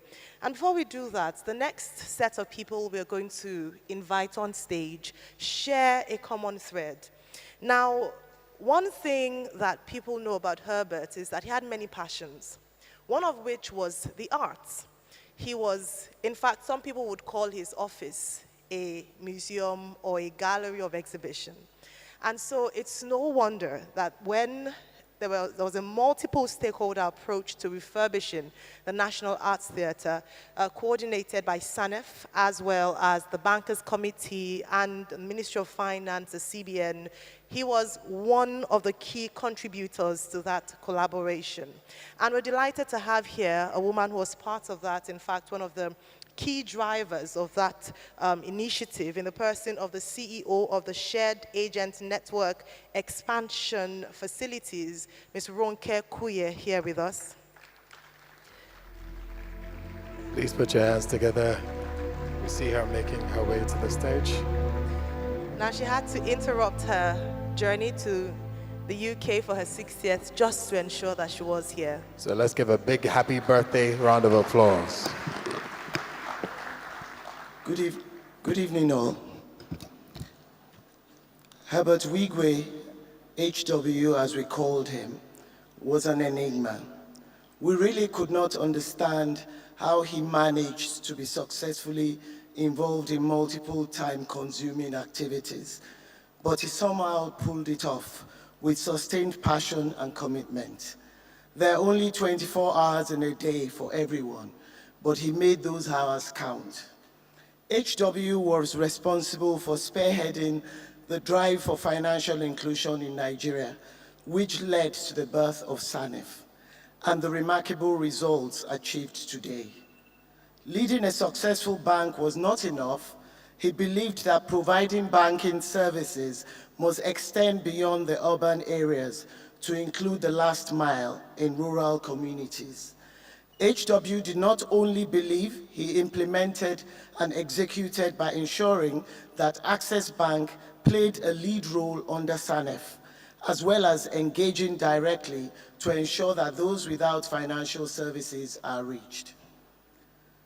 Restoration of the iconic National Theatre Igomu, a project christened the Lagos Creative and Entertainment Center, LCEC, was a project close to HW's heart. As a true lover of the arts, it was no surprise to find him leading the charge and rallying others to bring this national monument back to life. The objective being to ensure that Nigeria will be considered once again the destination of choice for entertainment and other events being hosted in Africa. Those of us old enough to remember Festac 77 can attest to the fact that nothing like this has ever been hosted again in Nigeria since then. He often spoke about his belief in the employment and the economic benefits of the arts, culture, and creative industry in general. He was specifically happy that the youth are the drivers of the growth and success of the sector. Herbert worked tirelessly to ensure the takeoff and successful completion of what was known as Phase 1 of the LCEC project, the National Theatre. It was obvious from the beginning in 2019 that this would be a difficult, resource-demanding project. But as an active member of the working group and the STERCO, HW made sure he made time for the weekly meetings with the project reporting team, during which he often reminded us that failure was not an option. He often reiterated that we had to deliver this project as planned and in a timely manner. He chaired the 117th meeting on February 5th, 2024. Sadly, it was his last. Today would have been the 119th meeting at 5 p.m. HW was an excellent connector and problem solver. He seemed to have the capacity to assemble a team to deal with an issue in an instant. On the project, he reached out to all quarters, even the most difficult, to ensure that we got what we needed to deliver results. His favorite phrases being, "Leave that to me, consider it done." He took his time to explain his position on knotty issues and often ended it with, "If you get the point I'm trying to make." And yes, most times we got it. He always had a story for every situation, usually from his personal experiences. These amusing anecdotes got us laughing and helped us to see the proverbial light at the end of the tunnel. And ultimately, a solution would emerge with the challenge suddenly no longer appearing to be insurmountable. For HW, obstacles did not exist. He was excellent at painting a bigger picture and would often remind the team about why we're doing this, addressing the obstacles as temporary glitches. He was an encourager and a supporter. He would put himself forward, supporting you to get what seemed impossible done. He was personable and fair. He would listen to and address everything, professional and personal matters of others with the same commitment. If you had HW on your side, then you had someone in your corner who wants you to do well and succeed. You had a champion rooting for you. The National Theatre is a few weeks away from completion. It was an honor to have such a remarkable driving force behind the project. Herbert Wigwe, knowing you and working with you right from our GT Bank days was a rare honor and privilege. Your shocking and untimely demise has illuminated the sheer weight of your contributions and impact in the financial industry, Nigeria and beyond. Your legacy lives on. May the Almighty grant your family, loved ones, and Access Bank family the strength to bear the irreplaceable loss. Rest in peace, Herbert. Thank you very much, Ms. Ronke Kuye. We have just two more speakers this evening, and then we will be wrapping up tonight's celebration of professional excellence. And now, ladies and gentlemen, please make welcome one of the men with the hardest jobs in Nigeria, the Governor of the Central Bank of Nigeria, Mr. Olayemi Michael Cardozo.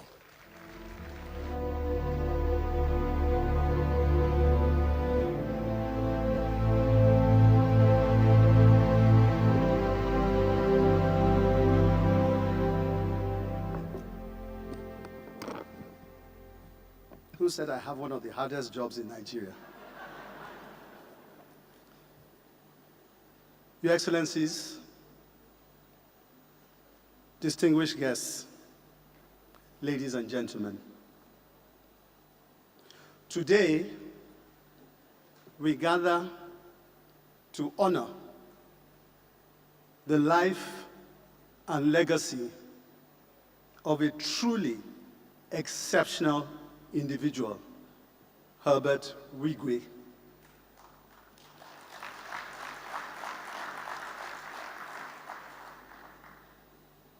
Herbert's passing on February 9th, 2024 was a sudden and profound loss.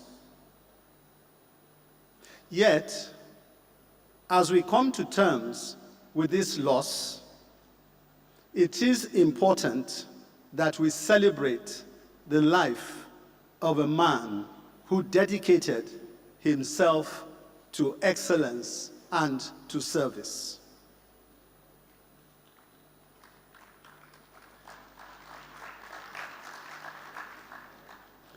Herbert played a pivotal role in transforming Access Bank into one of Nigeria's foremost financial institutions.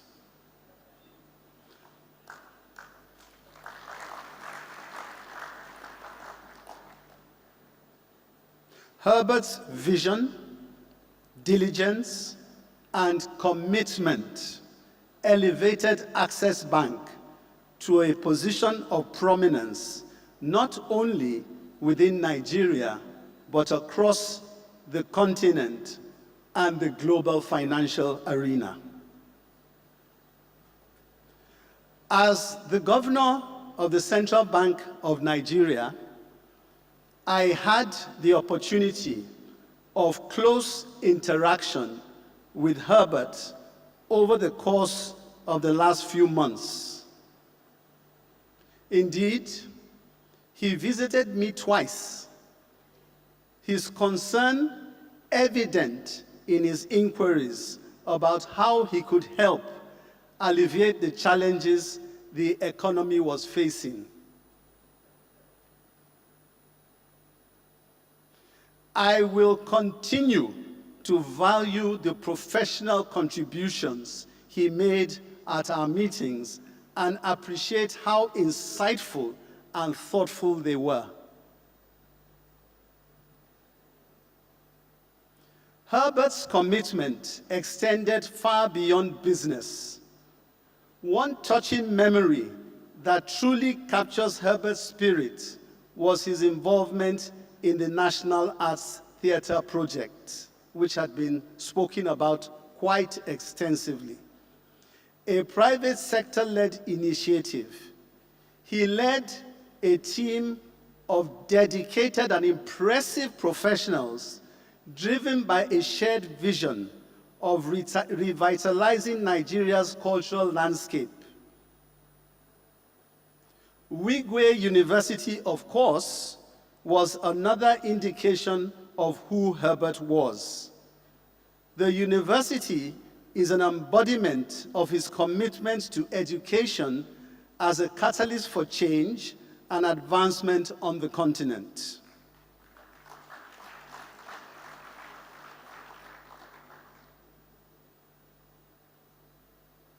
When I visited his family home, Herbert's parents spoke very lovingly about their son's unwavering commitment to making Nigeria better. A sentiment echoed in Herbert's actions and aspirations. In my personal and professional capacity, my experiences with Herbert affirmed his genuine concern for the welfare of our nation and its peoples. His dedication to service, coupled with his generosity, touched countless lives. Many who interacted with Herbert will tell you of being inspired by his vision, hard work, and dedication to building Access Bank into an international financial services powerhouse.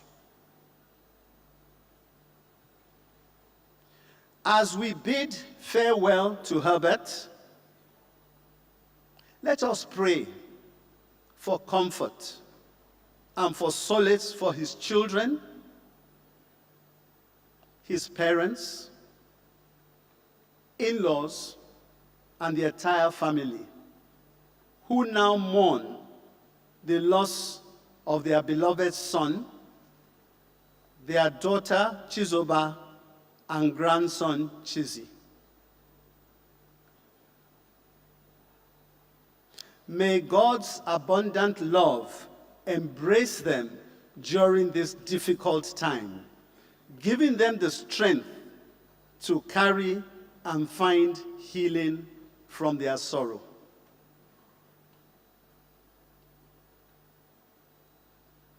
In closing, let us remember Herbert, not merely for his professional accolades or material success, but as an exceptional leader.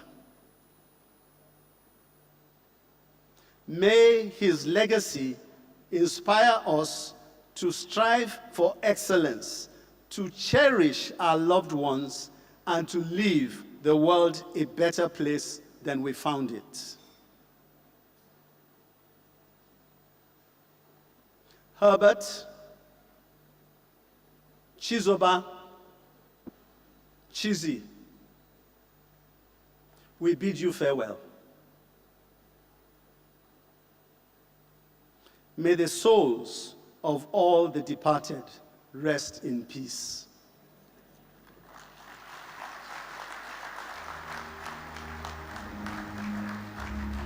Thank you very much. The Governor of the Central Bank of Nigeria, Mr. Olayemi Cardozo.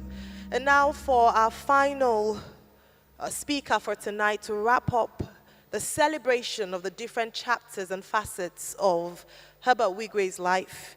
It's our pleasure to bring on stage the President of the African Development Bank, Dr. Akinwumi Adesina.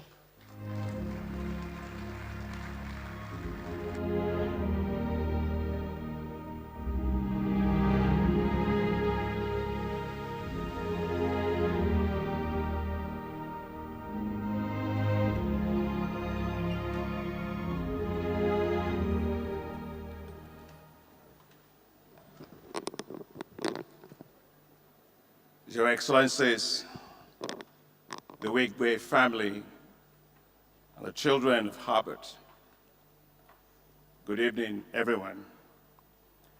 Thank you for giving me the opportunity to share some thoughts about our dearly beloved Herbert Wigwe, whom we all gather here to mourn and whose life and work we have come to honor and celebrate.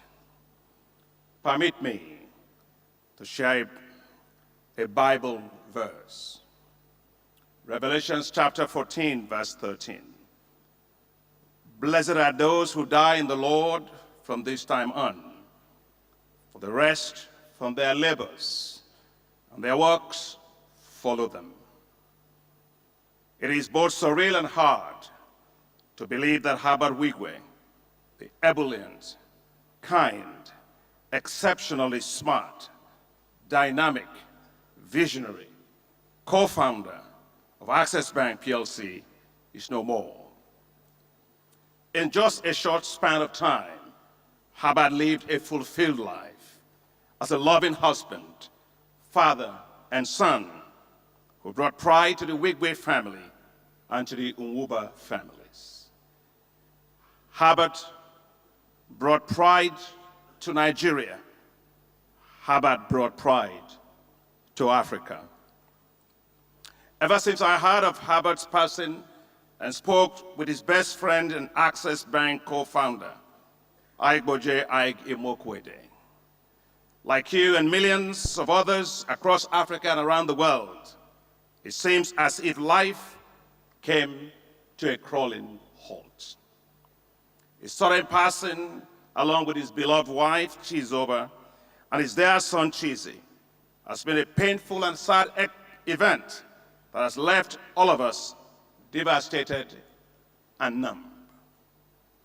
Chizoba was Herbert's rock. She stood by him.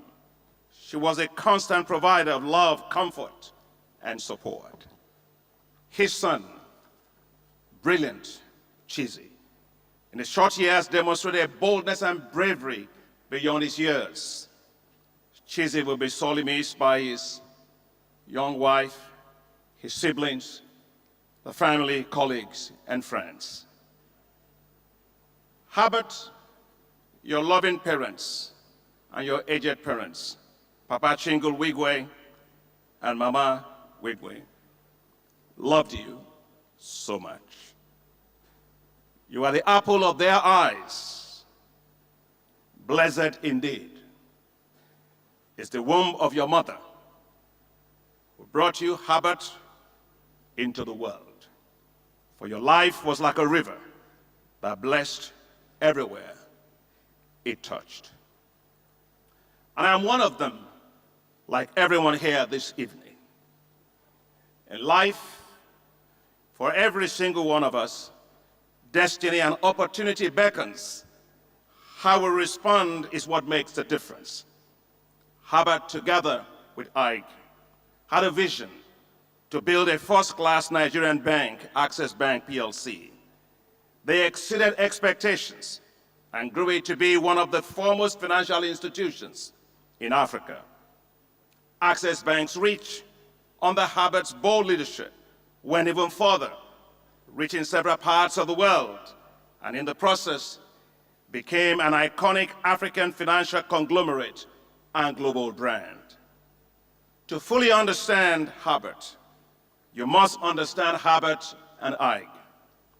Ike was pretty much gentle, operationally very effective.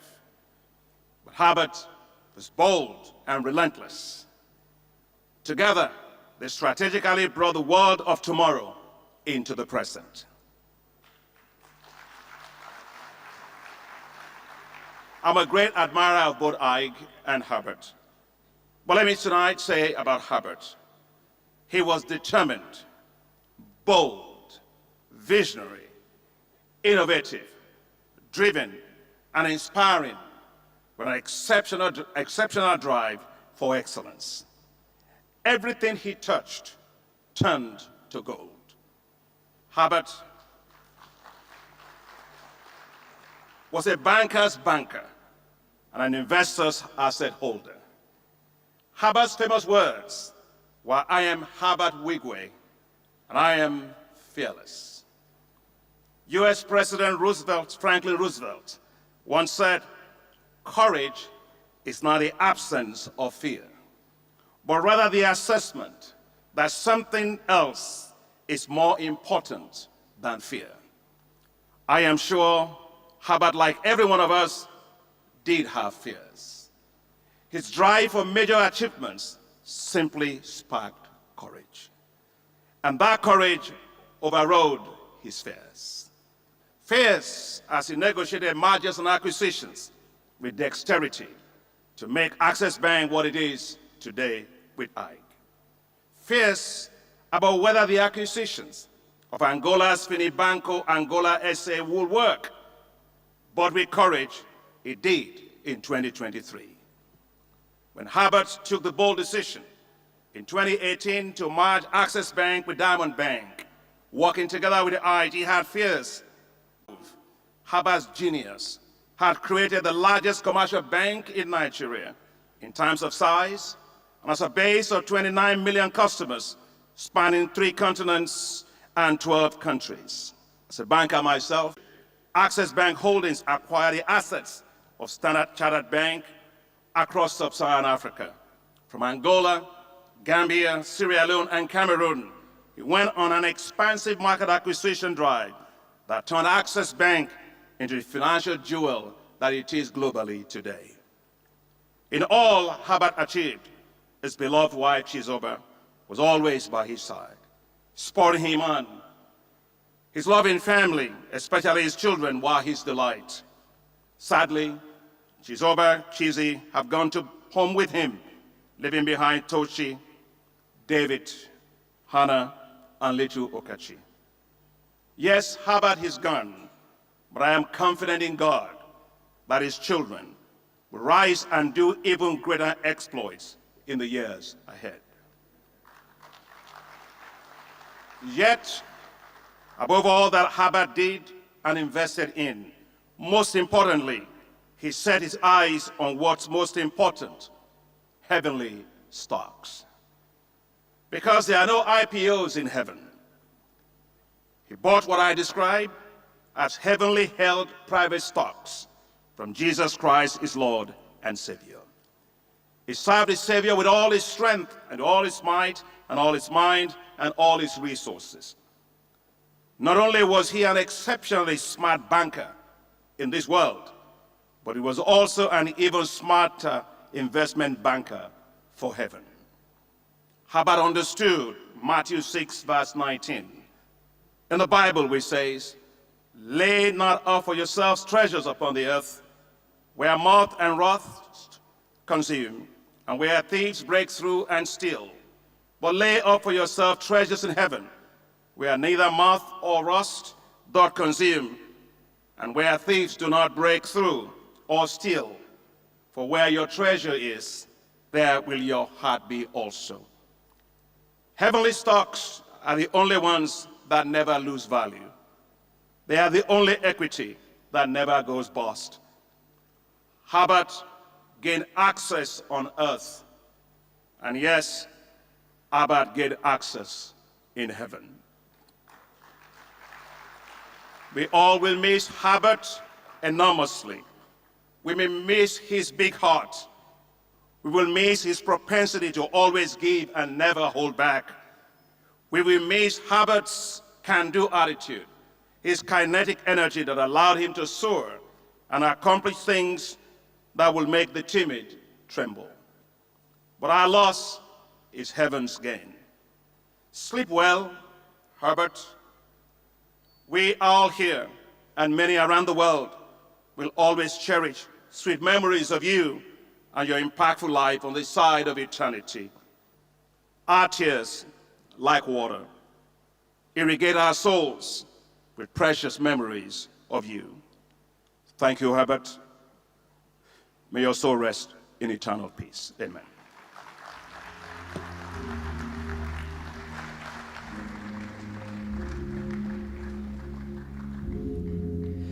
Please, Thank you. Go ahead and appreciate him, please, ladies and gentlemen. Next, to give closing remarks and help us bring our evening to its final moments, this man had a love for Herbert that was uncommon. If I were to liken it to anything, it would be the story in the Bible between the king's son, Jonathan, and the king-to-be, David. They had a very uncommon covenant, and it's that same depth of relationship that these two men had, Herbert and my next speaker. Ladies and gentlemen, please make welcome Wigwe Imokwede.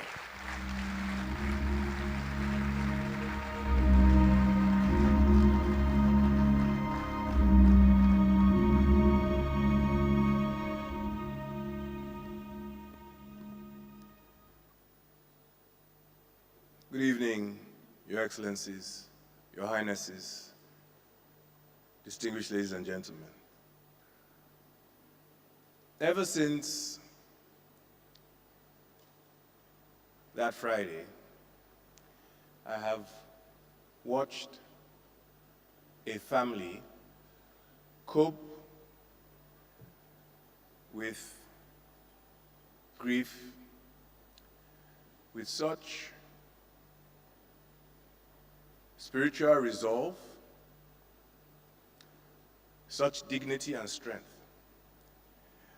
But that I might have expected from adults. But from Tochi, David, Hannah, and Okachi, and the responsibility that all of us as adults in their lives have, and the fears about how difficult this time would be. You children have been truly amazing.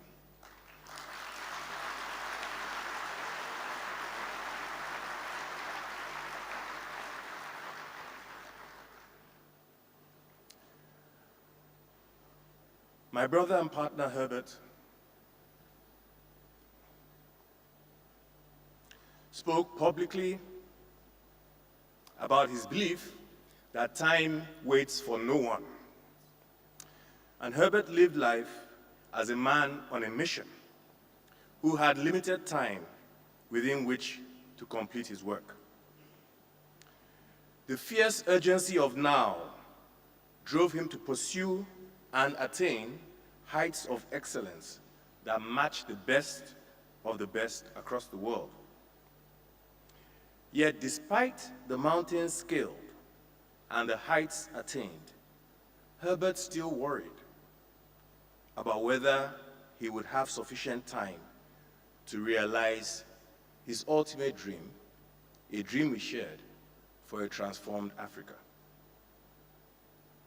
February 9th, 2024, the day Herbert Chizoba Chizi Bimbo died, along with 2 pilots, was a terrible and tragic day for us all. But believe you me, ladies and gentlemen,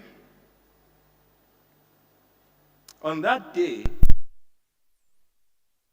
in a way that happens to very, very, very few human beings in history,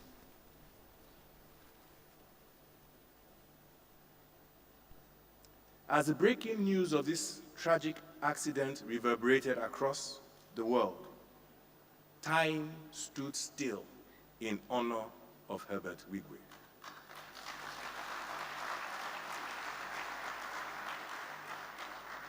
Let me explain. You see, time stands still at those moments when we all, mankind, stops for something that makes us reflect on our collective humanity. Mankind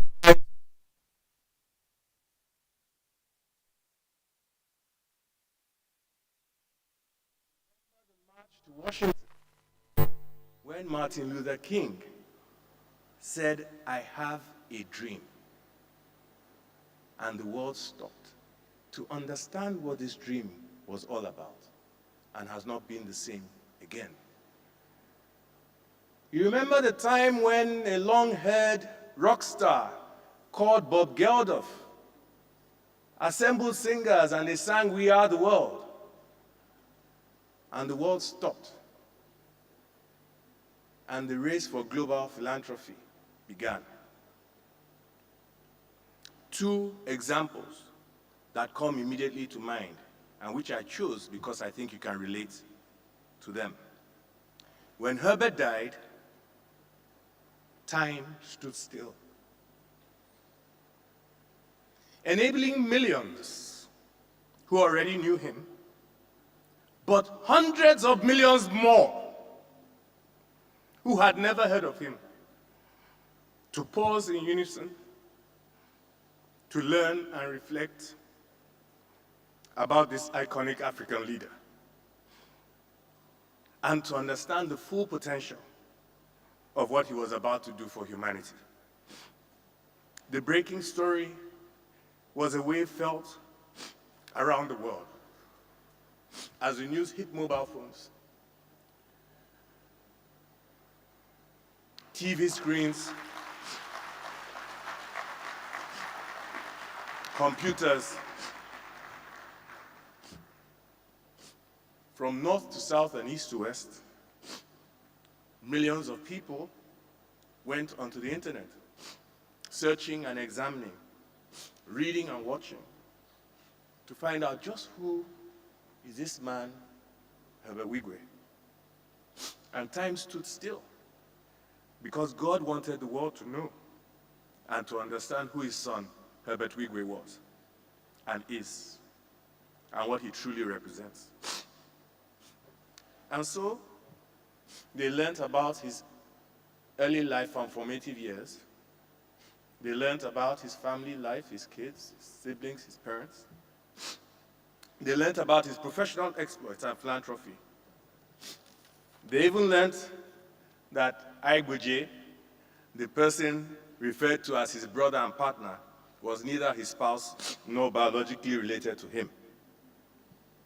Most importantly, they learned that this man, Herbert Wigwe, is proof that Africa is still capable of producing outstanding men and women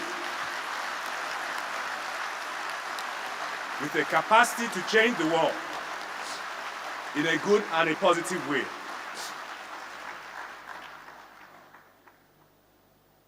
Tochi, Hannah, David, tell Okachi that Uncle Igboje said, there are moments and there are moments. This is a moment.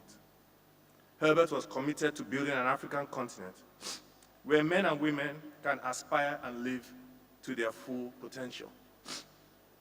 He isn't the only person committed to this objective, but there are very few people in the world whose life and legacy illuminate this commitment the way Herbert Wigwe has.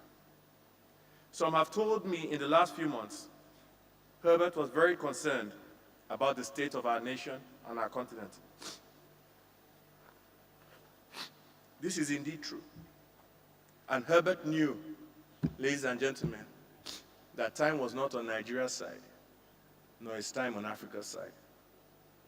If he was here today, Herbert would share these words with you. We are now faced with the fact that tomorrow is today. We are confronted with the fierce urgency of now. In this unfolding conundrum of life and history, there is such a thing as being too late. This is no time for apathy or complacency. This is a time for vigorous and positive action. Herbert's purposeful legacy lies in what he was about to embark on, a collaborative commitment to building an African continent we will all be proud of. In memory of Herbert, let the work begin now. Thank you all for coming to honor my brother.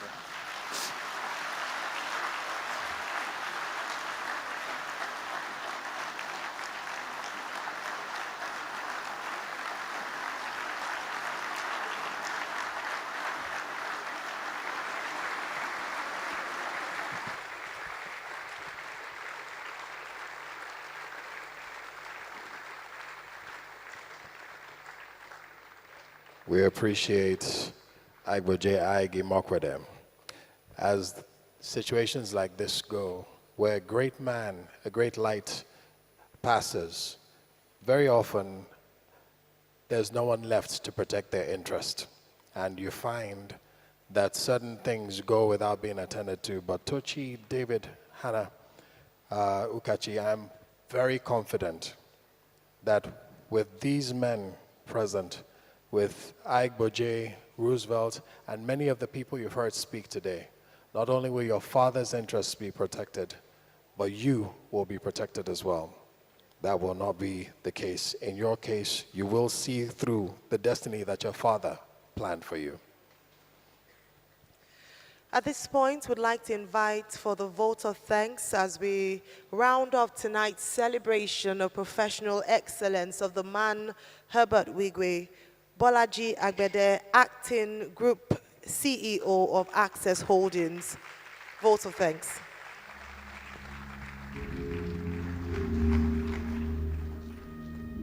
Good evening, everyone. Kindly permit me to stand on existing protocols. On behalf of the board, management, and staff of Access Holdings PLC and its subsidiaries, as well as the entire Wigwe family, I stand before you humbled and deeply grateful for the outpouring of love, admiration, and respect for our esteemed leader and co-visionary of the incredible transformation of Access Bank.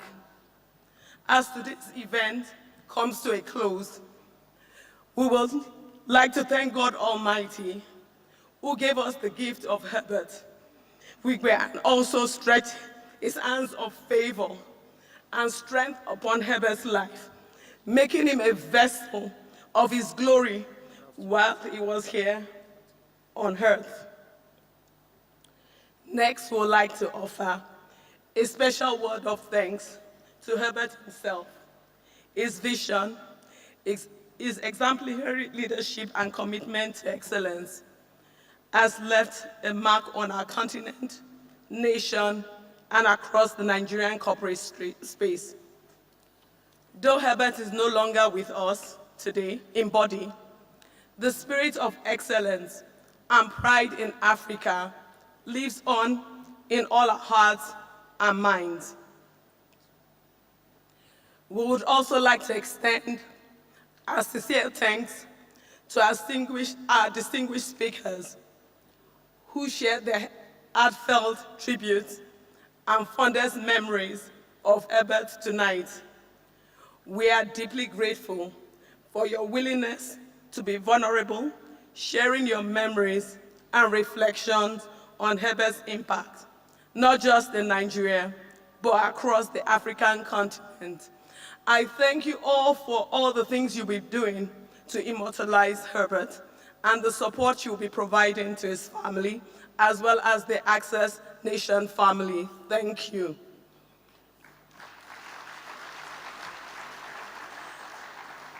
We truly appreciate all the presidents, governors, excellencies, royal fathers, elder statesmen, and our distinguished guests. We are immensely grateful to all of you for taking the time to join us in celebrating the life and legacy of Herbert. Your presence here tonight is a testament of the profound impact Herbert has had on all our lives. However short or long, direct or indirect, we are truly glad that you are part of our support system during this difficult period. We are not oblivious to the pain Igboje, Herbert's twin, is currently experiencing from Herbert's tragic passing.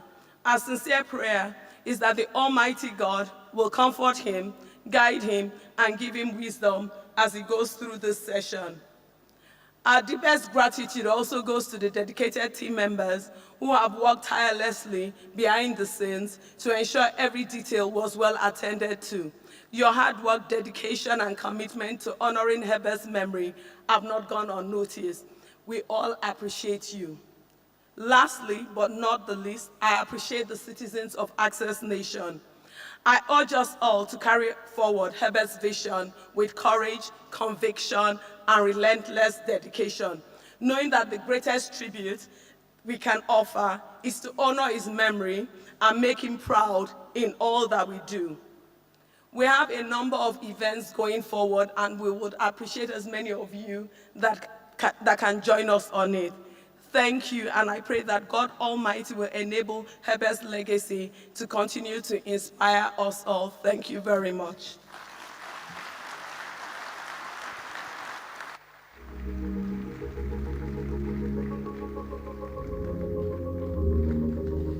Thank you very much, Bolaji Agbede. It has been an honor, as we stated at the beginning, to have hosted this for the family. We sincerely hope that you've been encouraged and that you've heard that you are not alone. This number of people, and many who couldn't make it, stand with you. Your days ahead may be tough, but you won't be standing alone. You'll be standing with a strong company of people. There are numbers of people who couldn't make it who sent greetings, and all these people who are here, who many of whom would have liked to speak to the life that your father lived, stand with you in prayer. We stand with you physically, and I'd like to encourage everyone who has shown up today to continue to show up for his family over the weeks that will come, over the years ahead of his children. Please continue to show up, because I assure you, if the roles were reversed, and if we were holding this in any of you's honor, Herbert would have shown up for you. Herbert Wigwe lived, he truly did, and in the words of Alhaji Aliko Dangote, he's run a successful race and he's now in a better place. He'll be missed terribly. However, his legacy will never die. Thank you all very much for coming tonight. And now, as we leave, we'd like to just sing In Christ Alone by Light Hill City Choir.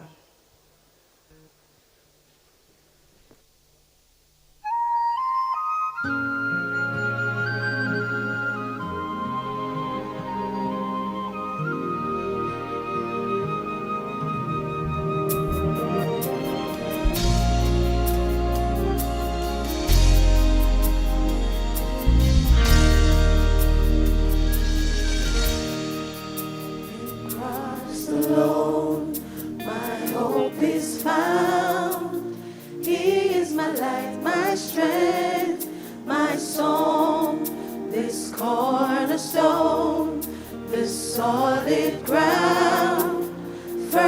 the fiercest drought and storm. What heights of love, what depths of peace, when fears are stilled, when striving cease. My comforter, my all in all, here in the love of Christ I stand. Christ alone, who took on flesh, fullness of God in helpless babe, this gift of love and righteousness, scorned by the ones